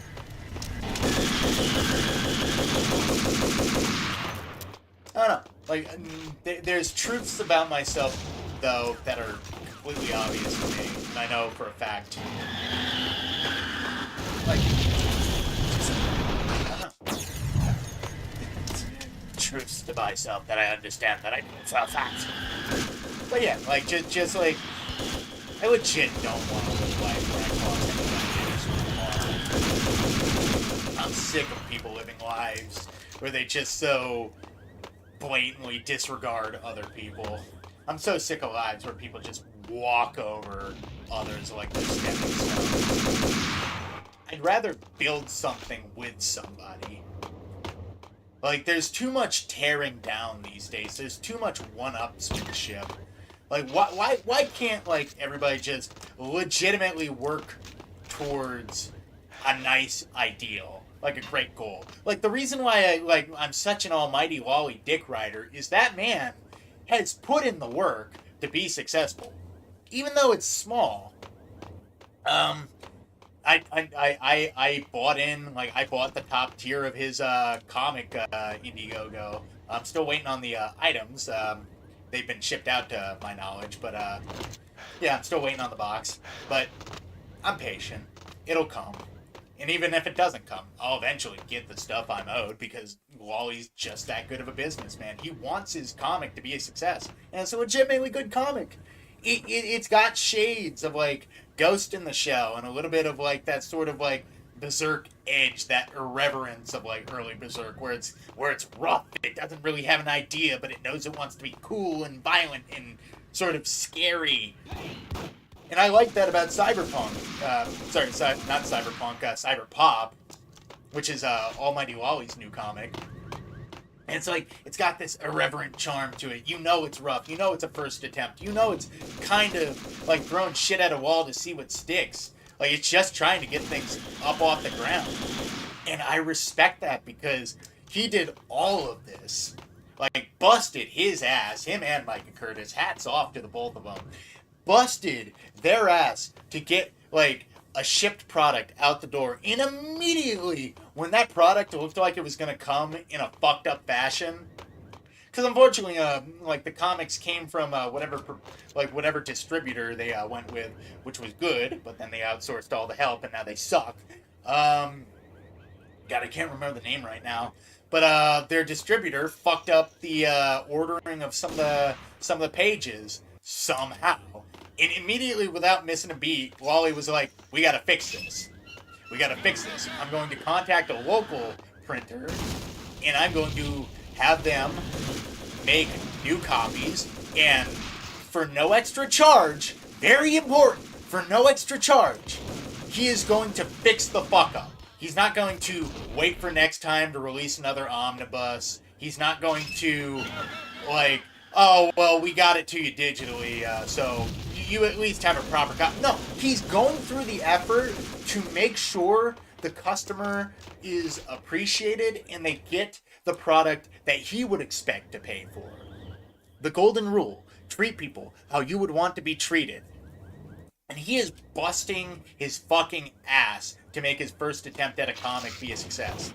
And I have nothing but respect for him. Because he legit just wants to make something that he enjoys, that he wants other people to enjoy. He wants to take everything that he loves about, like, the genre of manga he's into and the comics that he grew up with, and he wants to bring that to other people in a different fashion that he made that's unique. Like, what's not to fucking love? I'm glad I bought into that, and I'm glad I'm an almighty Wally Dick Rider, because if that's what he's presenting to the world, how can I fault him for it? That's an awesome fucking thing that he's doing. I don't want him to get a big head about it, but the thing that I love is, like, every time he explains his thought process, it's one of those things where it's like, yeah, I can agree with that. Yeah, I get where you're coming from. Yeah, I understand.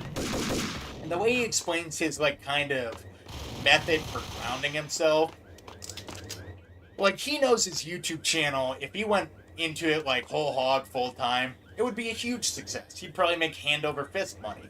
But he'd have a sort of detachment with reality, the way he explains it.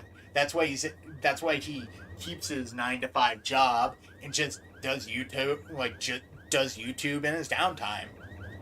Which I hope to one day be able to do that myself. Hell, I do hope to one day full on be able to pull out of the work world and do YouTube full time, but that's becoming a sort of pipe dream. Those who are doing YouTube full-time, I think, are the last people who are going to be able to do YouTube full-time.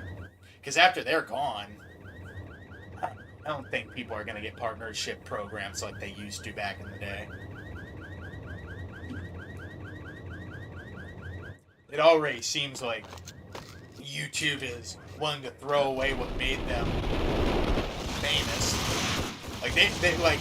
The moment they announced they were going to start deleting old videos past a certain point, I'm like, really? Can you at least archive them, like, somehow, in some fashion? Like, you're just going to delete them outright like they're nothing? Like, it's just painful to know that pieces of history, like, no matter how minute to some people it might be, like, that's technically history that's getting deleted. And as I keep explaining, if we don't learn from history, if we're not willing to at least preserve history, how the fuck are we ever going to learn from it? God, I'm just going off on every non sequitur. I don't even know where this diatribe is going, but I'm just, like, I'm talking about shit that I like, and shit that I expect from people, and shit that I enjoy, and just how I wish the world worked. I wish there was more people like Almighty Lolly and Punish Shoda. I wish there was more people like Kirsha who are willing to just look at facts blanketly, like, and just put them forward. Unchecked, like, unfettered, and unfucked with. Just put through the honest truth for people to use for themselves. I wish more people were like that. It's just like... It's not like I believe, like, more people aren't going to eventually be like that. It's just, like, it's upsetting that they're not like that now. Like, if anything, like, a lot of people are unfortunately regressing to a certain extent. It's just depressing. But it can't go this way forever. Eventually, something's got to give. My nieces and nephews are smart as shit, and it scares me because their parents are dumb as fuck.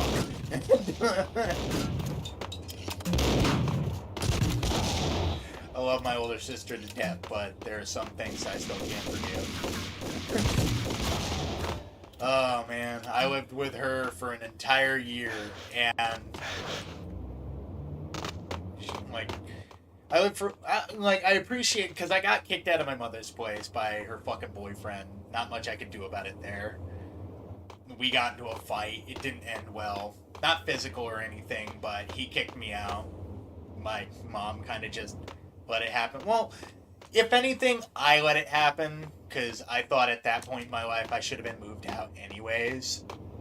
So I kind of self-sabotaged in that aspect a little bit.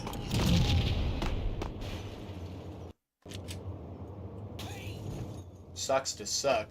I kind of self-sabotaged, but, like, I don't think I was going to enjoy living with my mother and her boyfriend at that point anyway.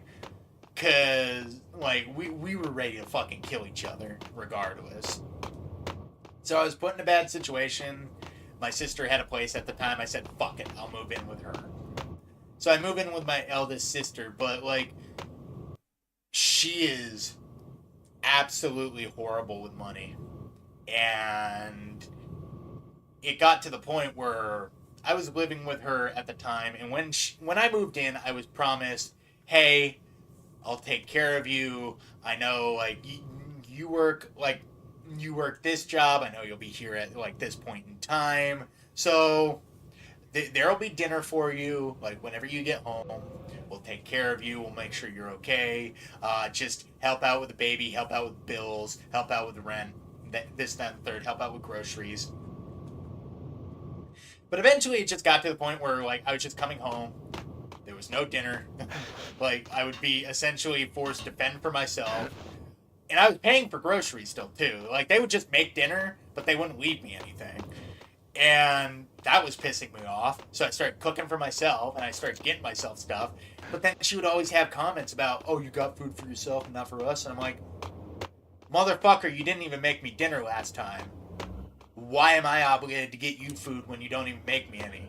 Like, and that came to a point where all of a sudden, weirdly enough, she started using excuses to, like, drive up my rent amount. Like, she was like, your electronics are killing us on the power bill. Like, I was running like a sound system and a subwoofer and, like, fucking like server farms out of the back of a dilapidated fucking trailer. Funny, my sister keeps buying dilapidated trailer. The last one fucking sucked. This one sucks too. Both bought by my eldest sister, by the way. I'm still sore about it. But she's so fiscally irresponsible. She was driving the rent amount up in ways that didn't even fucking make sense. She wasn't making dinner like she said she would. Like, so I had a meal to eat when I got home. And this was in between, like, working at a lumber mill, like, and suffering to the point where I was, like, narcoleptic, passing out. So eventually it just got to a point where I didn't want to live with her anymore. So I just moved in with a bunch of coworkers. Big fucking mistake. Because I moved out of a situation where my sister was trying to hide the fact that she was fucking me out of a ton of money. By the way, I have proof she was fucking me out of money. She wasn't, she wasn't right about me driving up her fucking power bill, because I moved in with my dad and he said, yeah, my power bill was it just remained the same. It didn't go up at all. And, like, I even asked my mom, and she was like, yeah, my power bill didn't go up or down when you left. It was the same. So it's complete and utter bullshit after that point. So I moved out of a situation where I was being gaslit into paying more when I wasn't getting the stuff that I was offered for moving in, into a situation where now I had people openly fucking me out of money. Like, we had paid this, like, we had 4 roommates at the time, and we had paid this motherfucker money. Like, we had given him all the money to go pay rent and go to the front office, because the trailer that I moved into was in his name. He just had 3 roommates helping him pay for it. And it was a great thing while it worked. But then that motherfucker started stealing money from us. Like, he would literally, like, take money and blow it all on his fucking girlfriend at the time. And he fucked all of us out of money, and, like, he took the rent, and he just somehow lost it, but somehow him and his girlfriend just went out for a night on the town and blew all this fucking money, and then we all had to make up, like, extra rent for this motherfucker screwing us, so he never paid rent ever again. But then this poison pill starts bringing people into the fucking trailer, the trailer I was living out at the time.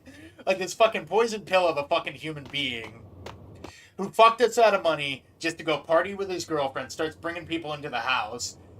Like, and this is after I had turned 21, and I was trying to build up a liquor cabinet, because the whole time my mother's boyfriend had an entire liquor cabinet full of all this different booze, and I thought that was the coolest shit in the world. So I started trying to build my own.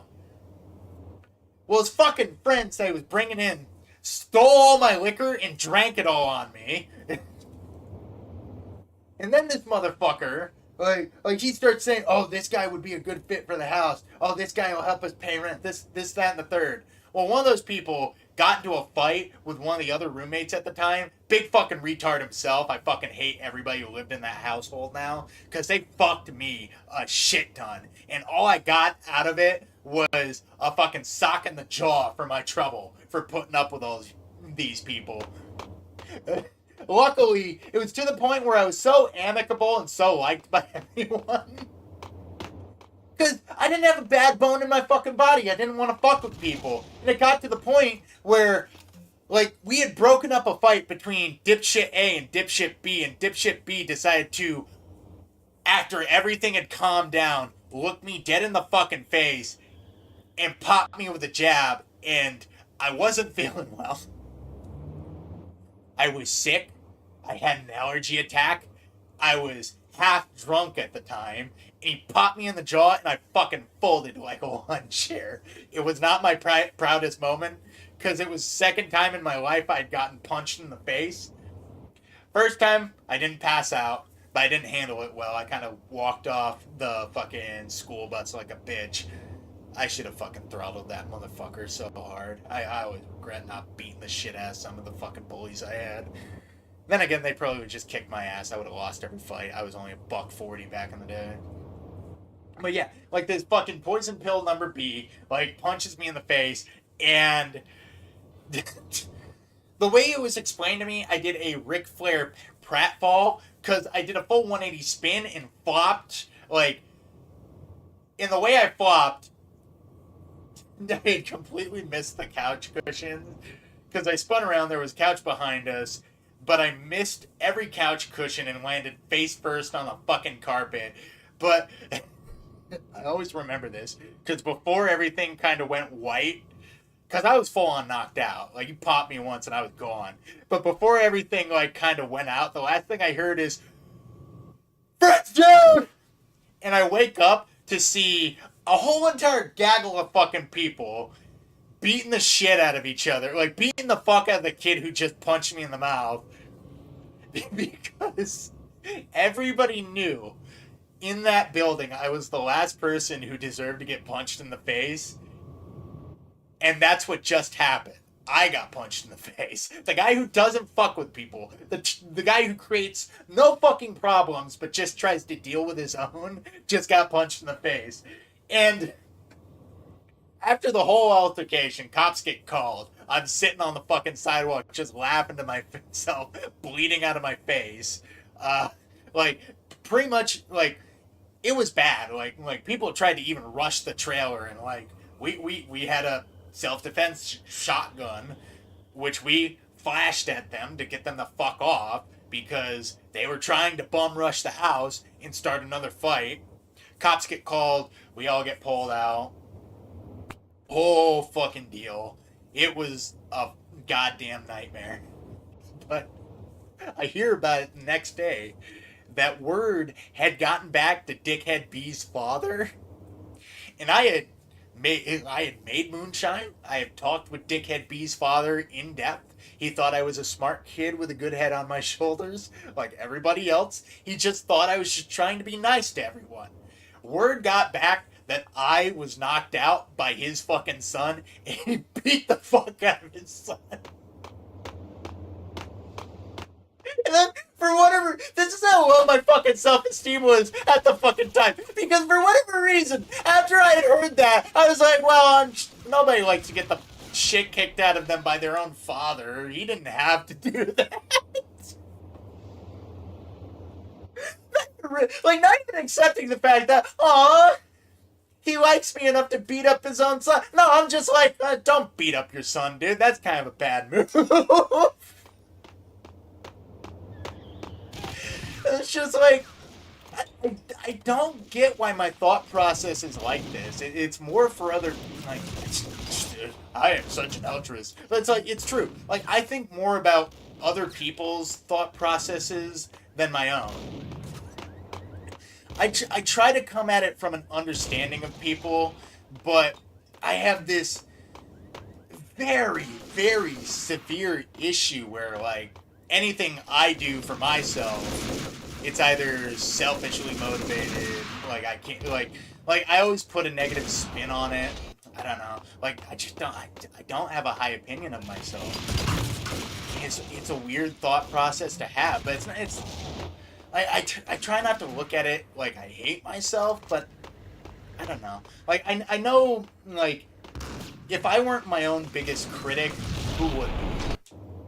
If that makes any sense. Because, I know how I present myself to people, and usually it's amicable enough to the point where people are like, Fred's a cool dude.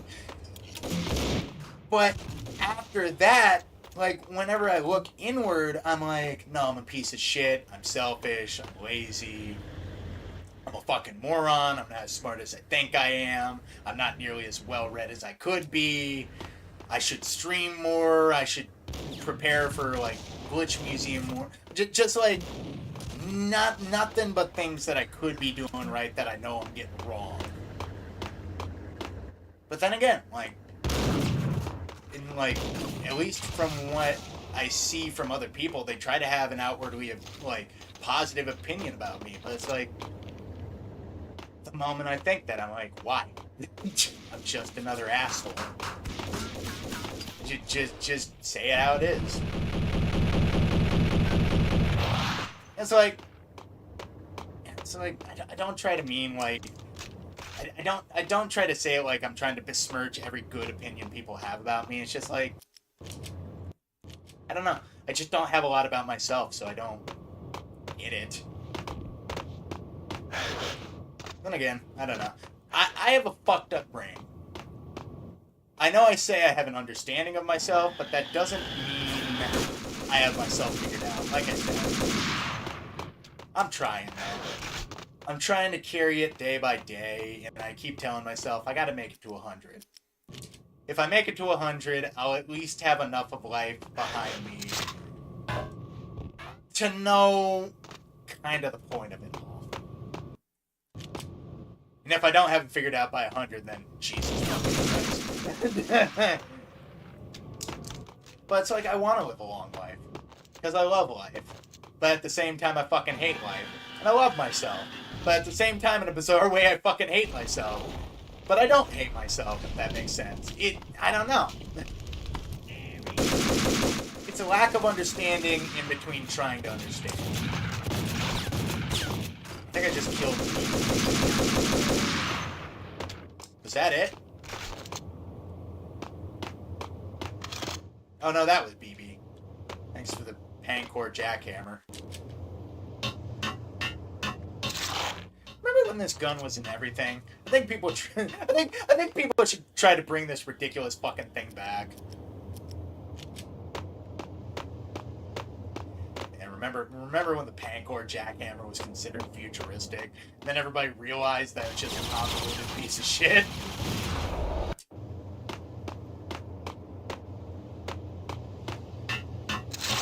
I don't mean to waffle and stop and then waffle and stop, but it's like, most of these streams are just me putting my thoughts into words. even though they might not be the most coherent, and I might say some off-the-wall shit, sometimes I might say bad shit.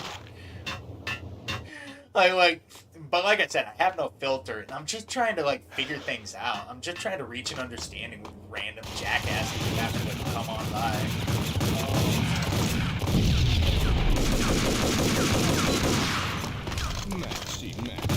Oh, there's Phoebe.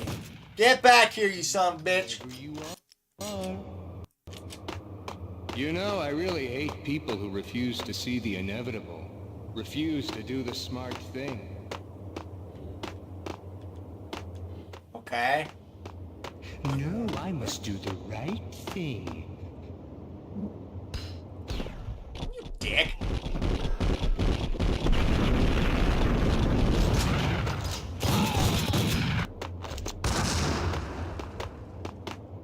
Woo!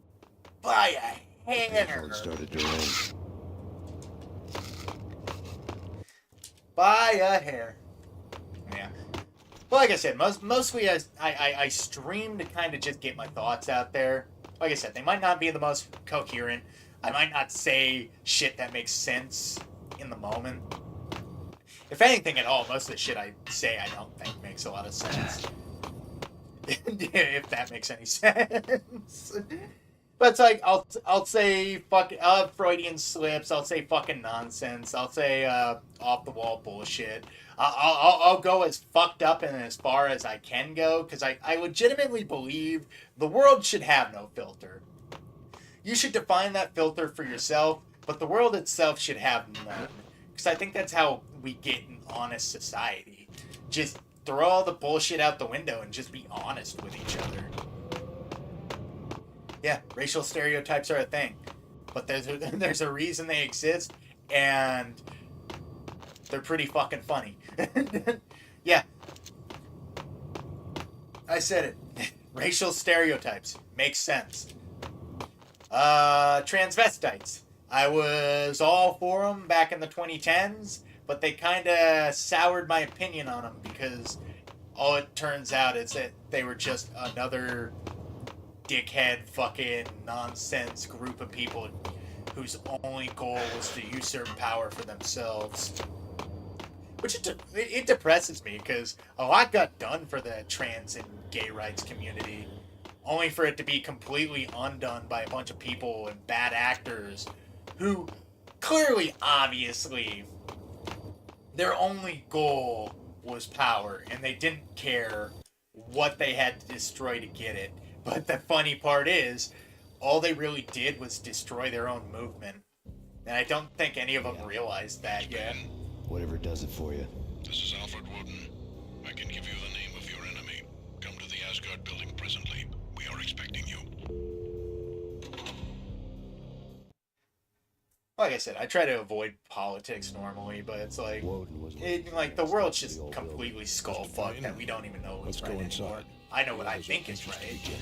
The others. But everybody in their fucking grandma on the opposite political spectrum says, I'm wrong, I'm a bad person, I deserve to die. So what the fuck am I supposed to think? I don't deserve to die, and I don't think they deserve to die. Unless they fucking hurt people. The answers I was after loomed large. Which, unfortunately, most of these fucking people have hurt people. So it's kind of a double-edged sword. To my colleagues in what we call the Inner Circle. You've been watching too much X-Files. You have seen the files on Project Vault.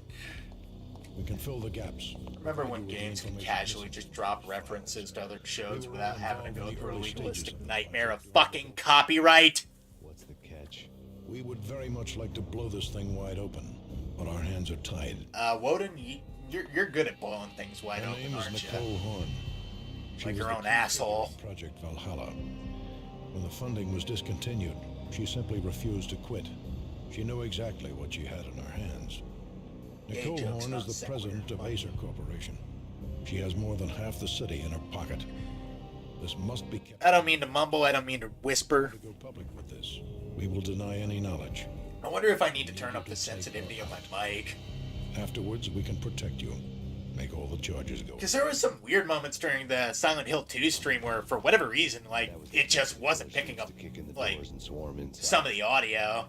Like if I talk in a low whisper, not like a low whisper, but if I talk in like kind of a low mumble and I don't get close to the mic, sometimes it just won't pick it up. It was only a one-story. But the problem is, once I pass like the threshold of like, I think it's -5 decibels, it'll just mute it because it's trying to bring it back down so it doesn't hurt anybody's ears. That'll also happen sometimes. So I don't exactly know the threshold of where my audio's at. I just know I have it at a level where I like. I just don't know if I need to make the microphone more sensitive because I don't want to accidentally run the risk of blowing somebody's fucking speakers out. Because like I said, I think about other people more than I really think about my own wants and needs. Because I don't want to watch a YouTube video and then all of a sudden like somebody shouts and my ears go...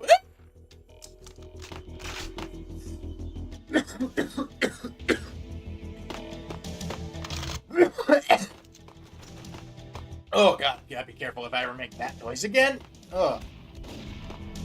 Like a high-pitched whine and it sounded like a lawnmower backing up.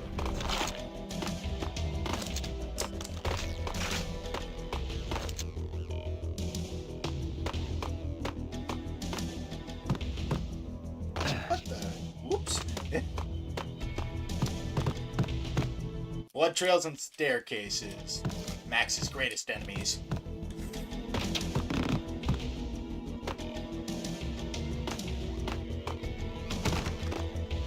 I assume you only have the best intentions with that rifle, right?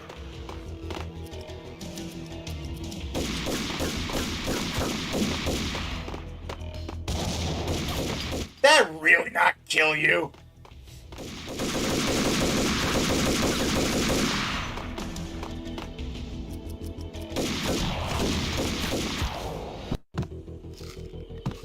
I'm upset.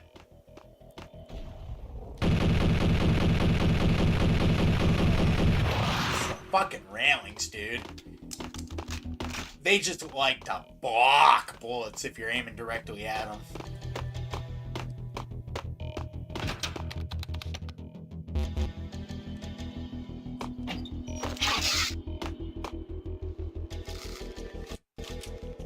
One of the monitors showed what was left of the inner circle.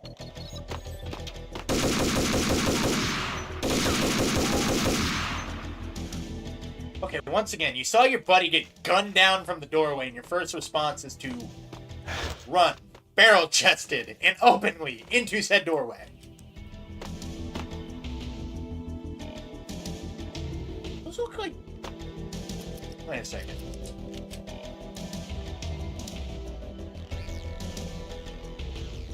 Oh. Maybe not? For a second, I thought that hallway was Max's hallway instead of, like, wherever this place is. On screen, the so-called corpse of Alfred Woden stood up, miraculously waking from his dirt nap, looking smug among his dead pals. Like... In the land of the blind, the one-eyed man is king. I didn't know how he pulled it off, but it was a pretty slick way to get out of all his promises. Most of what he had said fit too well to be a load of crap. Like, I love how Woden literally, like, just plays dead and lets all of his syndicate buddies get killed. Like, straight up. Like, he's like, meet the inner circle. Oh, God, the inner circle's dead. Ha ha, all part of the plan. Is it? Because you're kind of just the last guy left to kill.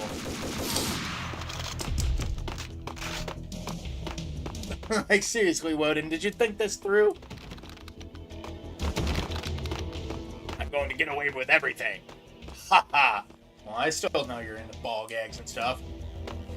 Well, I don't think I can kill you, Max. Fuck.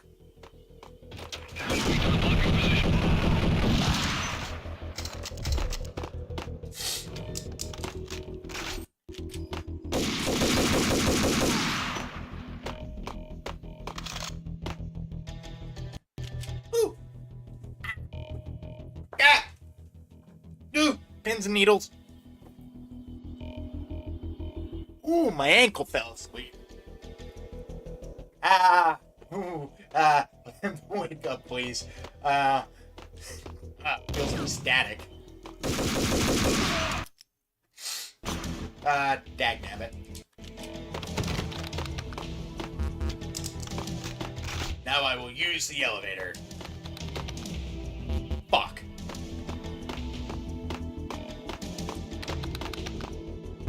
It was worth a try, you never know.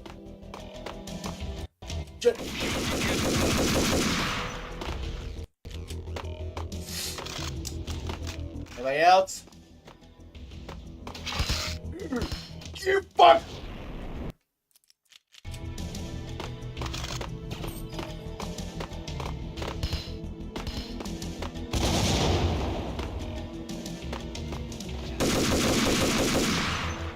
I mean, good plan.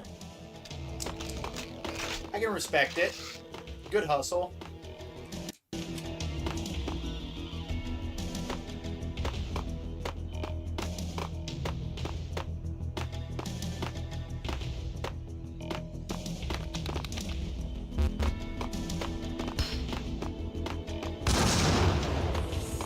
Fuck it.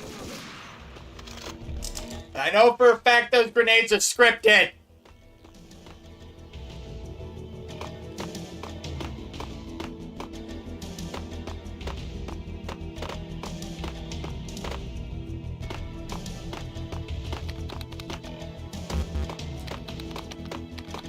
Pushing buttons makes me feel better.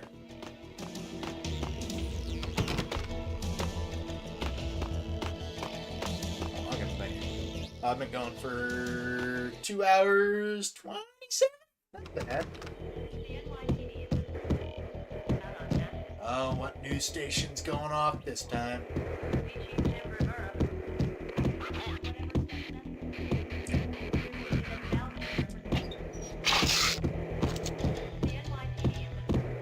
Desert Eagle ammo. Oh, wow. Even though I had 10 grenades. Trivialize this a little bit. Oh, you sneaky fuck!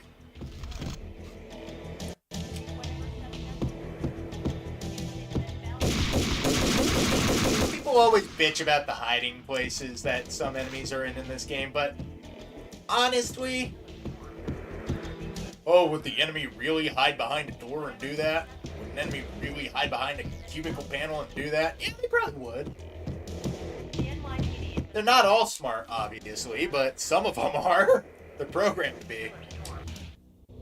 Is it cheap? Yeah, it's supposed to be. It's actually providing a service long overdue to the city. This crusade nonsense has gone too far. He's out of control. It must stop. He will be stopped. That was Deputy Chief Jim Rivera from the New York City Police Department. I'd say good luck with that, Jimbo, but fat chance as well. I'm gonna use the bathroom real quick. You can watch good old Maxie spin for a bit. I'll be right back.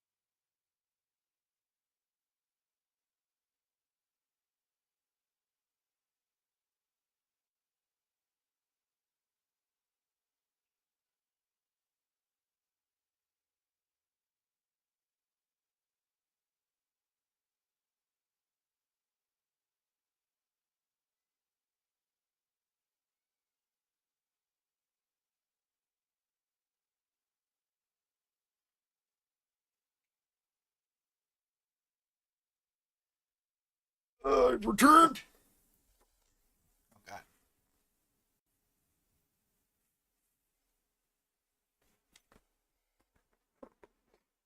God damn it.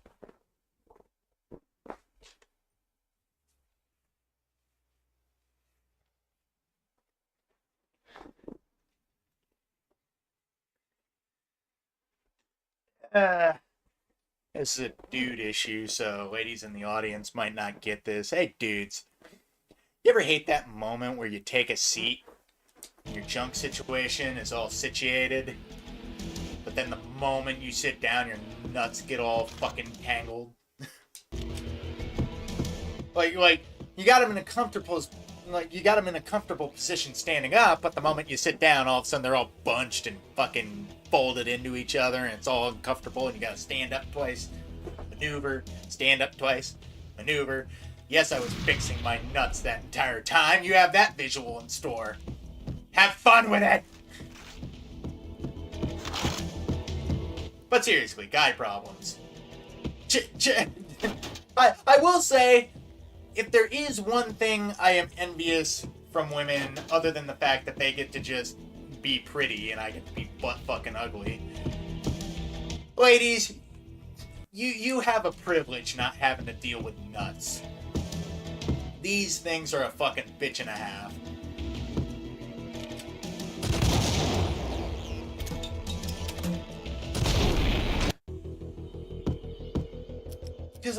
Just like they're fucking super sensitive. Like every time you have to deal with them, it's always a fucking nuisance. They always get in the way. Like no matter what you're doing, standing, sitting, they're in the way somehow. You stick to your fucking inner leg randomly. Like whether it's hot or cold, it just like it doesn't even matter. Sweaty nuts that stick to your leg, like you just can't avoid it. No matter what, no matter what temperature, no matter what weather. Eventually your nuts will just lodge themselves in an uncomfortable position between the twig and the berries and your fucking whatever you're wearing. Like whether it's tighty whities, boxer briefs, boxers, I don't fucking care if you're wearing like a leotard underneath. At some point, it doesn't matter how comfortable your pair of underwear is, it will fuck up your nuts. Not saying that I would trade them for the world, but it's a hassle. It fucking sucks.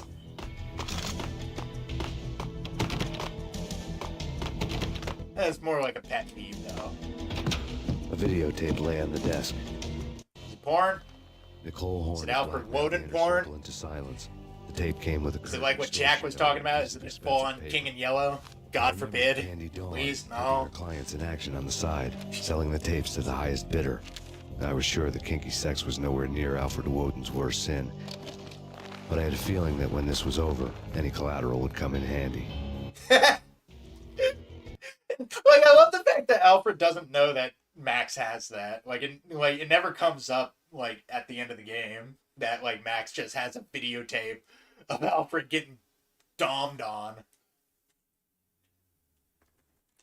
Whew. Good whiskey.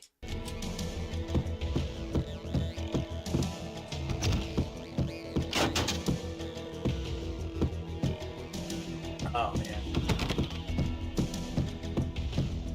Woden had left me a present.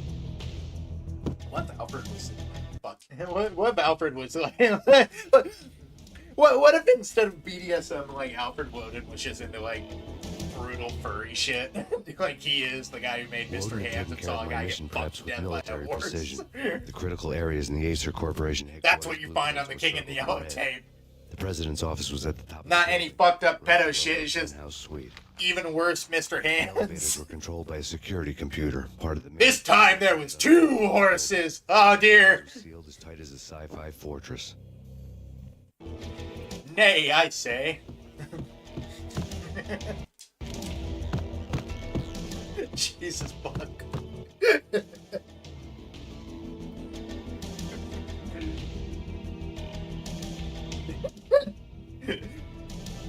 Can you describe the victim's final words? Nay.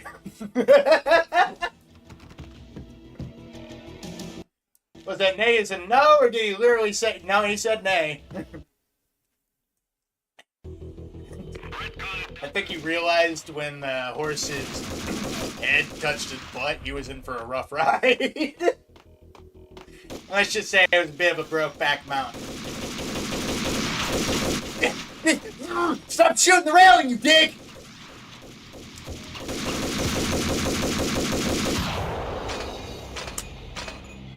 Max!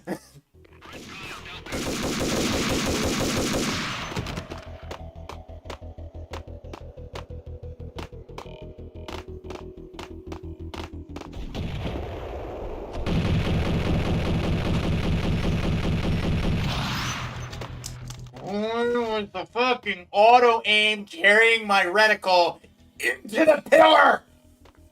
Oh, that was upsetting.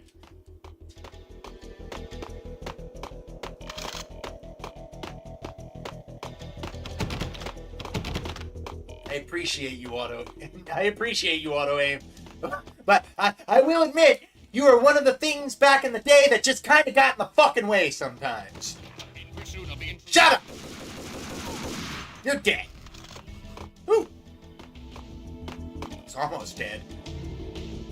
I wonder if Shota's actually streaming tonight. Is he? Yeah, he's streaming! Woo! I'll tune in later. Congrats on the fucking house, by the way. Not that you'll ever see this shit, but man, I am so happy to hear that somebody who's been going through the fucking ringer finally caught a win. God, I hope one day I can be so lucky. And like, the coolest thing is, like, he promised to make, like, I don't know if it's like a huge sign or a huge plaque, but he plans on, like, making, like, an entire place where everybody who donated, like, I think it was over, like, $100, like, every person who donated, it might not even be $100. I think it might just be everybody who donated, like, toward him getting a home. Like, he's gonna put it on a giant sign or a placard, like, sort of honoring the people who helped him out. Unfortunately, I never got a chance to donate to Shota's House Fund because I had already pitched in my money to support Wally's comic. Which, if I could have spent on both, I would have, but if anything, I knew he was in good hands. I really like Almighty Lolly and Punish Shota's community that they've built up. It's small. It's like a couple 100,000 people probably. But it's nice. Even saying a couple 100,000 sounds like it could probably be wrong. Best movie ending ever? Gotta be Butch Cassidy and the Sundance Kid. A hero. You know that ended in a tragedy, right?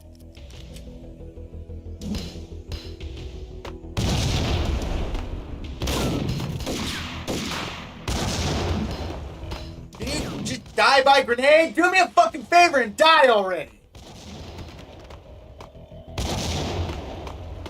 Jesus! Just... Okay, that was probably his last grenade. Okay, he threw one more. But that has to be the last one. He can't have another. Oh, God! Oh, you spoil me, game. Is this the right way to go? This feels like the wrong way to go.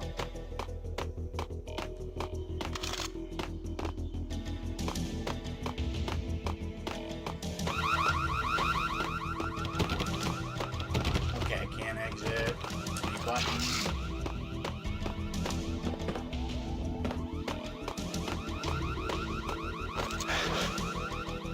Alright, guess I can't get out that way. But yeah, like, I really appreciate that I actually managed to find something that I haven't found in a long time, which is a niche community of people who just want to help something grow. I was so magical, like, about, like, supporting stuff like Creature Hub and, like, PewDiePie back in the day, because it was just a bunch of dudes playing video games, and you watching their videos made them successful. Like, that's why I kind of loved YouTube back in the day, but a lot of people, like, kind of took that for granted. And, like I said before, like, earlier, like, people have just, for whatever reason, formed the mindset that it's better to fuck people over and create bad situations than to, like, uplift other people and actually make a success with somebody. Like, that's the problem on Twitch right now. It's just an entire culture of one-upsmanship and fucking each other over for political brownie points and viewership. And it's fucking miserable on Twitch. I think the biggest draws right now are VTubers when they're constantly trying to get VTubers killed off the platform. It's basically VTubers and Asmongold. It's like Asmongold. I guess you're supposed to say it that way. Oh god, my voice is getting raspy. Don't give out on me. It's starting to sound like I smoked 20 cigarettes. I have plenty of water. I shouldn't be having this issue.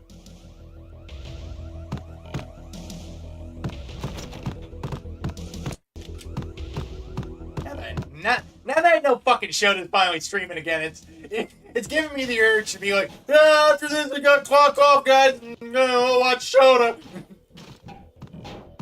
I'm tired. Getting close to 3 hours. I might as well end it after this level. Oh, bit closer to heaven. I had dreamed of revenge. Those dreams were always nightmares, of coming close and then failing. Now I was close. I had a name to guide me. Nicole Horn. I had nothing to lose.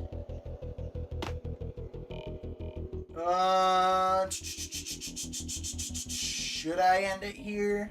Good. I don't think this is the end of the level, is it? It's just then again, should I finish it tonight? Shoulda hasn't streamed in forever. The Inner Circle had quite a track record.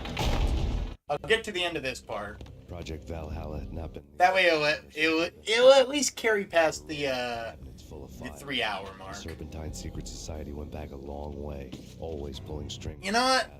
Just for shits and giggles. Say I was sorry. Woden's move in some Byzantine power game had cut the Circle's membership roster to 1. The old man wanted me on cleanup duty. It was my nest, too. That photo has some mom I threw up vibes. Ma, that chick. Alright, you know what? Fuck it. Here's what I'll do to make this last 20 minutes interesting. That's probably going to turn into a half an hour.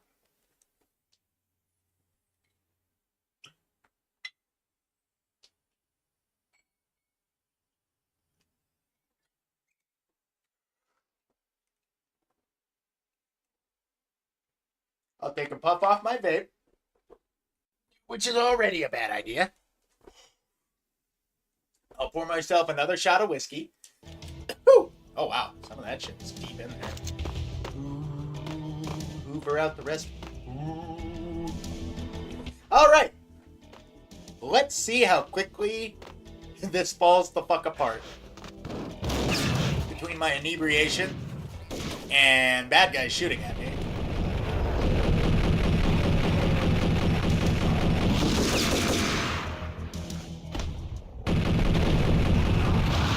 Haha! You can't look down, can you? Oh.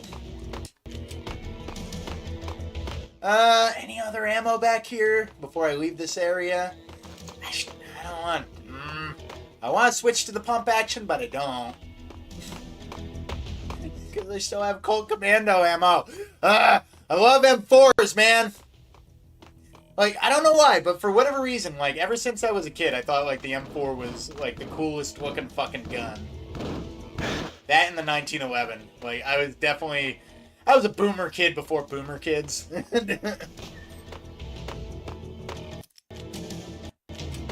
Oh, man. It's always been my dream to own 1911. That's been like kind of my sort of like if I ever had to like carry anything on me for like a self-defense weapon, 1911 would be good. 45, good stopping power. From what I hear, it's a nice weapon to shoot too. Plus, I got like skinny fingers but long fingers, so it wouldn't be hard for me to handle one. It's not a very big gun. Oh. You know what? There we go. How you feeling? How you feeling? Huh, Max? Oh, I'm sorry, Max. You see, he's a bit pill drunk right now.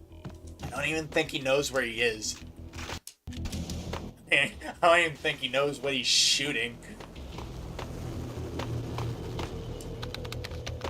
But that's one of the that's one of the funniest things about Max Payne, though. It's like he drops enough painkillers to drop a fucking rhino, and we're just expecting every bullet that hits him to be a through and through. Because that's how it is in 3. Like you go through like whole entire sections, like just seeing bullet wounds on Max. It's just like you see that shit, and it's like, I know it's just the video game showing, hey, I got hit. But that's a fucking problem. You're telling me that he's not like currently like gushing? Like there's a lot of veins and arteries in your arms and legs. You bleed bad if you take a shoulder shot. And then there's also just like clear like wounds through the body where it's like, oh, that would have definitely pierced a lung. That probably would have hit your liver. It's a calf shot. Who cares? That's not meaty or anything. Oh, man, I hope I'm not getting too loud. I hope I'm not peeking the mic. That'd be embarrassing. Oh, boy, I'm getting talkative. But that's an issue because I'm also getting cotton-mouthed. Oh, man. I gotta help my aunt take a fucking Benadryl tomorrow. That's gonna be miserable. Probably won't be too bad now that I think about it. She offered to treat me for dinner, but I was like, I know I'm going through a rough period, and I know I've told people that my budget ain't exactly the best. Money's tight. But everybody, without missing a beat, like, I get it. I like I love the gesture, but I'm so terrible at accepting charity. So many people have been like, oh, come on, join us. Like, my dad's been trying to get me to come out and watch football. My aunt's been like, hey, just come on over. Like, I'll treat you to dinner. And it's like, I don't like people treating me to dinner. I know it's weird. I know it's bizarre, and like, Ray treats me to dinner all the fucking time. Like, all the fucking time. That man, like, anytime I'm over, like, I am going to leave well fed, and I've just accepted it as that sort of, like, it's kind of very Italian, like, Ray. Whenever I'm over to help him with something, he's like, come on in, I'll treat you as part of the family, boop-de-boop-de, On the day of my daughter's wedding, you owe me a fucking favor. He just pulls me aside one day and does one of those. That'd be awesome, Ray. Please, fucking mafioso me one day. I'm on a fucking trip. It's what weed does when you are a talker. But, yeah, like, what was this about? Oh, yeah, I suck at, like, appreciating when people treat me to dinner, because I don't like when people treat me to dinner, because I'm like, I should have paid for this myself, and I feel bad that you're treating me to dinner. Because there's been several fucking occasions I've gone out to eat with people, and I haven't said a word about my finances. But without saying a word, like, my dad likes to go out with his buddy Rob, and I like to go out with him, and, like, on occasion, his old Italian friend Vinny comes along, too. I know this sounds like a fucking King of the Hill sketch, but, like, my dad who is also Fred, by the way, and I go out with Vinny and Rob to, like, basically watch a football game or watch a UFC fight or just, like, grab a few beers and eat some food, like just hang out at a bar or go to Dave and Buster's or, like, fucking Buffalo Wild Wings and just, like, catch a game or something. And we'll go out. And these three fucking dickheads, I love them to death. Every last one of you. I love you, Dad. I love you, Rob. I love you, Vinny. But without saying a fucking word to me. like, I'm watching the game or I'm watching the fight. I'm engrossed, not paying attention, drinking my beer, enjoying myself. Probably polishing off, like, a plate of nachos or whatever I had for an entree that night. Bartender comes by, puts the bill on the table. I don't even fucking notice. And they don't even say a word. The three old codgers just split it up amongst the three of them. Amongst themselves, like the Three Musketeers. All for one, one for all. I didn't give a fucking cent. You didn't even tell me. They just... Like, I appreciate the gesture, but it kind of makes me feel shitty when you pay for me. And I didn't even know. Like, it's one of the things where it's like, aw, thanks. But it's like, I could have helped pay. Let me help. I'm a grown man. I have cash. Just let me help out. It's happened, like, more times than I can count. Like, I can't even count it on, like, both of my hands. Like, 10 fingers, 10 toes. I can't count how many times these guys have just paid for a bill. And I'm like, oh, the bill came? What do I owe? Oh, we already took care of it. What do you mean you took care of it? I can help out. Because it's like, I know it's irrational, but it just reminds me of all the times as a kid where I let my parents pay and didn't even blink. Like, because it's reflex when you're a kid. Which it's supposed to be, because those are your parents. You're at a restaurant, they buy you dinner. But it's like, the moment I turned into an adult, like, my first thought was, I can start treating my family to dinner all the time. I can start taking my family out for birthdays. Like, as in, like, mom and dad family. But also my family, if I ever make one. But it's like, that's my thought process. I'm thinking of other people more than myself. And I'm like, I want to treat my dad on his birthday. I want to treat my mom on their birthdays. I want to treat my sisters if I could, because I'm 20, I'm like 19, 20. FBI. Just turned 21. You've seen them all. Sure, good for a practice run. But this, working for her, oh, this is the real thing. The money's astronomical. And best of all, you get to kill any scumbag who gets in your way. That's a life insurance policy. Like James Bond. But it's like, what was I talking about? But it's like, my thought process was like, once I become an adult, I get my own job, like I'm like freshly 21, like I can treat my whole family. Like I can treat my sisters, I can treat my mother, I can treat my father. And I'm like, that's great. I can finally pay them back for all the times I didn't even question it when they paid for me when I was a kid. And it kind of throws a monkey wrench into that plan. I keep using that parent mindset and treat me like a kid, and I know that I'm their kid, but it's like they keep paying for me. They're like, I can pay for myself. Let me pay. We can split the bill. Like, it doesn't even have to be fully on me, but stop paying all the time. Let me help you. It's like I love them to death because I understand my mindset when I think about that. I understand my mindset. I understand where I get it from. Because fuck yeah, if I ever was a 50-year-old man with a 20-year-old son, like he turns 21, I turn 51. My dad always likes to remind me I'm half his age. But like I just sitting down at a bar, throwing some drinks back with my son, and then, like, without even thinking, I just pull out my card and I just pay for the whole thing. Just Saving the memory is payment enough. Must be nice. Getting all misty-eyed. But, I hope one day. One day. Well, hope's a dumb idea. I gotta do it. That's all there is to it.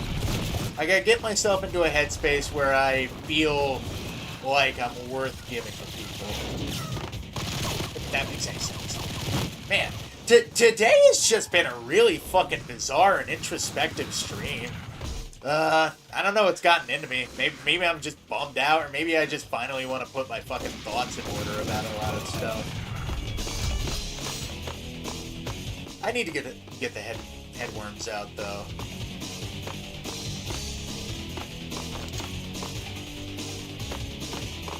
Is that it? Man, music's bomb. Yeah, that's it. All right. Chapter 7. Nothing to lose. Mine wasn't the most original approach to the problem. It wasn't as if it hadn't all been done before. An eye for an eye, the first principle of revenge. Old as dirt, still going strong. The cardinal rule... Oh, is this the final level? To make it personal, which it almost always ended up being anyway. It did. Fuck. Alright. I took my time. Folks. Cruising around the city in the snow. There was no hurry. This stream's gonna live and die on a coin toss. I took my time thinking about it, building up the rage. When I was ready, I parked the stolen wheels at the front entrance of the Acer Corporation headquarters. Got out, got in, got cracking. I had a bullet with Nicole Horn's name on it. I had 10,000 bullets with the hag's name on them. She had ultra high-tech security systems, enough mercenaries. Ah, damn. War III. Okay, Ray. This is gonna be best of 3. New York disappeared behind a veil of snow. We either finish this tonight, Threshold. This was or sleek and we save it for another day. I'm gonna toss this coin 3 times. Heads we go. security key cards. Tails we don't. And surveillance systems.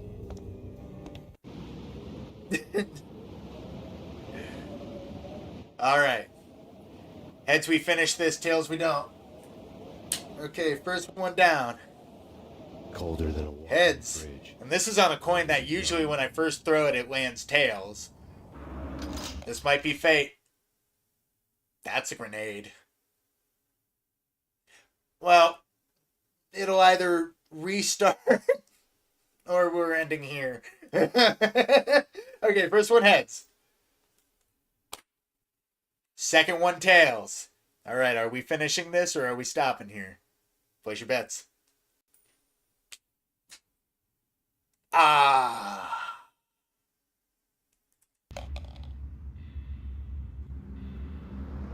Oh, I thought that was a grenade. Max just reloaded the Pancore jackhammer. But unfortunately, it came up snake eyes. We got tails. So we are stopping here for tonight, but next time, if I have time tomorrow, after I get done with my aunt, we might just finish this then. But unfortunately, without further ado, Lady Luck was not on our side. So, this was Max Payne. Sorry for getting all wistful at the end there. Sorry for not being able to kind of put my thoughts in order at all tonight. It's fucking weird. Like, I got really introspective for a second there. Talking about family, talking about friends. In a lovely way.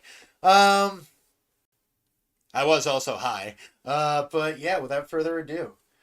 Anybody who joined tonight, thanks for coming on by. If you're new here, welcome. If you're returning, welcome back. I've been Fred.